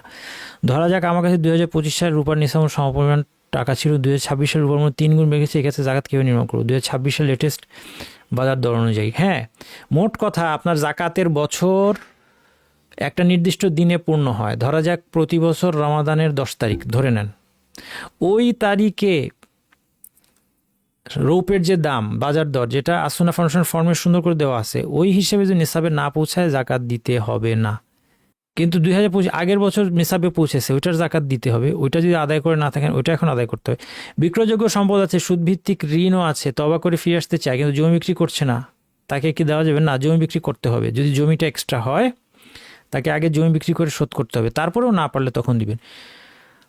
আমার বরের 1.5 ভরি গয়না আর 2,50,000 দোকানের সিকিউরিটি হিসেবে দেওয়া, কিন্তু 2 লাখ টাকা এখন ঋণ আছে, সেই টাকা শোধ করতে হবে 1 বছরের মধ্যে, জাকাত দিতে হবে কিনা? হ্যাঁ, যেহেতু আপনার 1.5 ভরি গয়না আর 2,50,000 টাকা সিকিউরিটি হিসেবে দেওয়া আছে, যদি এটার জাকাত দিতে হবে এটা ধরে নেই, তাহলে 2 লাখ টাকা আবার ঋণ যেটা শোধ করতে হবে মাইনাস দিলে 50,000 টাকা থাকে, তাহলে 50,000 টাকা আর 1.5 ভরি গয়না মিলে আমরা আজকে যে সিস্টেমে হিসাব করেছি তাতে আপনার জাকাত আসে না। তারপর আপনি নিজেও একবার করে দেখেন, আজকের ভিডিও দেখেন, সেখানে হিসাব করা আছে। 7 লক্ষ টাকা 1 বছর ধরে আছে, স্বর্ণ আছে 3 ভরির মতো, তাকে জাকাত আসবে? 7 লক্ষ টাকা এবং 3 ভরির মতো, হ্যাঁ, তাহলে আপনার 7 লক্ষ টাকার জাকাত আপনার দিতে হবে। আর স্বর্ণের আমার কিছু আর বাকি টাকাটা বাচ্চাদেরকে আত্মীয় স্বজন দেওয়া হাদিয়া, যেটাই হোক, যেভাবেই আসুক, বাচ্চাদেরকে দেওয়া টাকা। এখন দেখেন, আপনি এর মধ্যে বাচ্চাদেরটা আলাদা করবেন, বাচ্চাদেরটা আলাদাভাবে নেশায় প্রসঙ্গে দেখতে হবে, বাচ্চাদেরটা আপনার সাথে আসবে না। যদি না বাচ্চাদেরটা আপনি নিয়ে ফেলে থাকেন, আপনি নিয়ে ফেলেন, আপনার টাকা হয়ে গেছে, এটা নিয়ে ফেলছেন আর বাচ্চার টাকা, সেটা আলাদা। কিন্তু নর্মালি বাচ্চার টাকা বাচ্চার আলাদা, আপনারটা আলাদা। সেই ক্ষেত্রে 7 লক্ষ টাকার তো জাকাত এমনিই আসতেছে আপনার। আর যেই স্বর্ণটা, এখন ওইটা আপনি কোন মতে, আপনি যদি স্বর্ণের অলংকারের জাকাত দেওয়ার মত ফলো করেন তাহলে ওইটার জাকাত তো সাথে দিয়ে দিতে হবে, কারণ দুইটা মিলে যখন হয় তখন সবটার জায়গা দিতে হবে। ওয়ালাইকুম সালাম। হাজব্যান্ডের লোন কিছু নাই, টাকা জমি কোনো অ্যাসেট নাই, দাদার বাড়ি আছে, ওইটা জয়েন্ট প্রপার্টি, বিক্রি করা যাচ্ছে না, ওনার অংশটা কেউ নিতে পারছে না। এখন হ্যাঁ, ওয়াইফ ও মেয়েরা জাকাত দিতে পারবে কিনা? না, মেয়ে দিতে পারবে না। এখন তার ওয়াইফ এবং মেয়েরা, ওয়াইফ হাজব্যান্ডকে জাকাত দিতে পারবে, মেয়ে দিতে পারবে না বাবাকে। বাবার যদি অভাব থাকে, মেয়ে নিজের টাকা থেকে বাবার উপর খরচ করতে বাধ্য উত্তরাধিকারের পরিমাণ অনুপাতে, কিন্তু ওয়াইফ দিতে পারবে। আর যেহেতু জমি আছে কিন্তু জমি উদ্ধার করা যাচ্ছে না, এটা বিক্রি করেও সে এখন টাকা নিতে পারছে না, সেই ক্ষেত্রে তাকে এখন যে তার অভাব, সেই অভাব দূর করার জন্য জাকাত দেওয়া যাবে। মৌলিক প্রয়োজন, যে অভাবের সঙ্গে আমরা লেকচারে আলোচনা করছি। 3টা ফ্ল্যাট আছে, মাসে 45,000 টাকা ভাড়া পায়, এখন কি ফ্ল্যাটের মূল্যের উপর জাকাত দিতে হবে? না, ফ্ল্যাটের মূল্যের উপর জাকাত না, আপনার জাকাত হবে ভাড়ার উপরে। ভাড়ার থেকে যা জমে আছে, জমা টাকা 1 বছর যদি নিসাব পরিমাণ জমা থাকে শুধুমাত্র সেটার উপর। আবার ভাড়ার টাকা যেটা খরচ হয়ে যাচ্ছে এটার তো জাকাত প্রশ্ন নাই। জাকাতের টাকা আমার ভাইকে তার দোকানের মাল করে দেওয়া যাবে কিনা যাতে স্বনির্ভর হতে পারে? হ্যাঁ, যাবে, এটা আমি আজকে আলোচনা করেছি। ওয়ালাইকুম সালাম। সরকারি প্রাথমিক বিদ্যালয়ের শিক্ষক, জিপি ফান্ডে 6 লাখ টাকা আছে, নগদ আছে 74, স্বর্ণ 18 ক্যারেট, 1 ভরি 22 ক্যারেট। এত হিসাব তো সব আমি করতে পারবো না। আপনার মূল কথা যেটা, জিপি ফান্ড যেটা আপনার প্রভিডেন্ট ফান্ড, এটা বাধ্যতামূলক কিনা? এটা যদি বাধ্যতামূলক প্রভিডেন্ট ফান্ড হয়, যেটা আপনার সার্ভিস শেষে আপনি পাবেন এবং আপনি এটা দিতে বাধ্য, জমা করতে, এটার জাকাত হবে না। তাহলে বাকিটা আপনি একটু হিসাব করে দেখেন। এক আত্মীয়ের বাড়ি ভাড়া পায়, ওটা দিয়ে সংসার কোনো রকমে চলে, বাড়ি ভাড়া ছাড়া কোনো আয় নাই, তাদের কি জাকাত দেওয়া যাবে কিনা? বাড়ি ভাড়া পায়, কোনো মতো সংসার চলে, বাড়ি ভাড়া ছাড়া কোনো আয় নাই, যদি অভাব থাকে, মুসলিম হয়, জাকাত দেওয়া যাবে। উস্তাদ, লাস্ট কিছু ইয়ারে আমি জাকাতের অ্যামাউন্টটা সোলার ক্যানের অনুযায়ী অ্যাপ্রক্সিমেশন করে 1 ইয়ার বা তার কিছু বেশি সময় ধরে সেই ইয়ারে রমাদান থেকে দিয়েছিলাম, এই মাসালাগুলো জানা ছিল না, তাহলে জাকাত দিতে ভুল ত্রুটি হয়েছিল কিনা? আন্দাজ করেন, এখন আন্দাজ করেন যে আপনার এর ফলে জাকাত কম হয়েছে কিনা, আন্দাজ করে তাহলে একটু দিয়ে দেন আরও কিছু, এক্স্যাক্ট হিসাব না করে। হ্যাঁ, অ্যাপ্রক্সিমেট করে যদি আপনি শিওর থাকেন যে এটা কাভার করবে। যদি কেউ যদি জাকাত হিসাব করতে গিয়ে অনেক সময় অ্যাপ্রক্সিমেট হিসাব করে, যে একদম এক্স্যাক্ট হিসাব করো না, কিন্তু যেই হিসাবটা সে করেছে সেটা নিশ্চিত যে জাকাত হবে তার চেয়ে একটু বেশি দিলাম, এবং সেটা জাকাতের নিয়তে দেয়, তাহলে আদায় হবে আলহামদুলিল্লাহ। জাকাতের টাকায় প্রত্যেক জায়গায় খাওয়া, মেডিসিন জাতীয় নিত্য প্রয়োজনীয় সামগ্রী ডিস্ট্রিবিউট করা যাবে কি না এইভাবে? হ্যাঁ, গাজা বা সুদানের মতো দেশে না। শুনেন, আমার সাজেশন হচ্ছে, যেখানে এইভাবে মানুষের মধ্যে মেডিসিন, খাবার জরুরি ডিস্ট্রিবিউট করা হচ্ছে, যে ডিস্ট্রিবিউট করছে সে যদি আলেম হয় অথবা তাদের সাথে আলেম থাকে, এবং সে যদি বলে যে আমাদেরকে জাকাতের টাকা দিতে পারেন, আমরা জাকাতের টাকাকে প্রপারলি এখানে স্পেন্ড করি, এবং ওই লোকের উপর আপনার আস্থা থাকে, এই 3টা কন্ডিশন ফুলফিল হলে আপনি তাদেরকে জাকাতের টাকা দেন, নয়তো দিয়েন না। কারণ এখানে টাকা অনেকেই পাচ্ছে, সবার অবস্থা আমাদের জানা নাই। সুবহানাকাল্লাহুম্মা ওয়া বিহামদিকা, আশহাদু আল্লা ইলাহা ইল্লা আনতা, আস্তাগফিরুকা ওয়া আতুবু ইলাইক।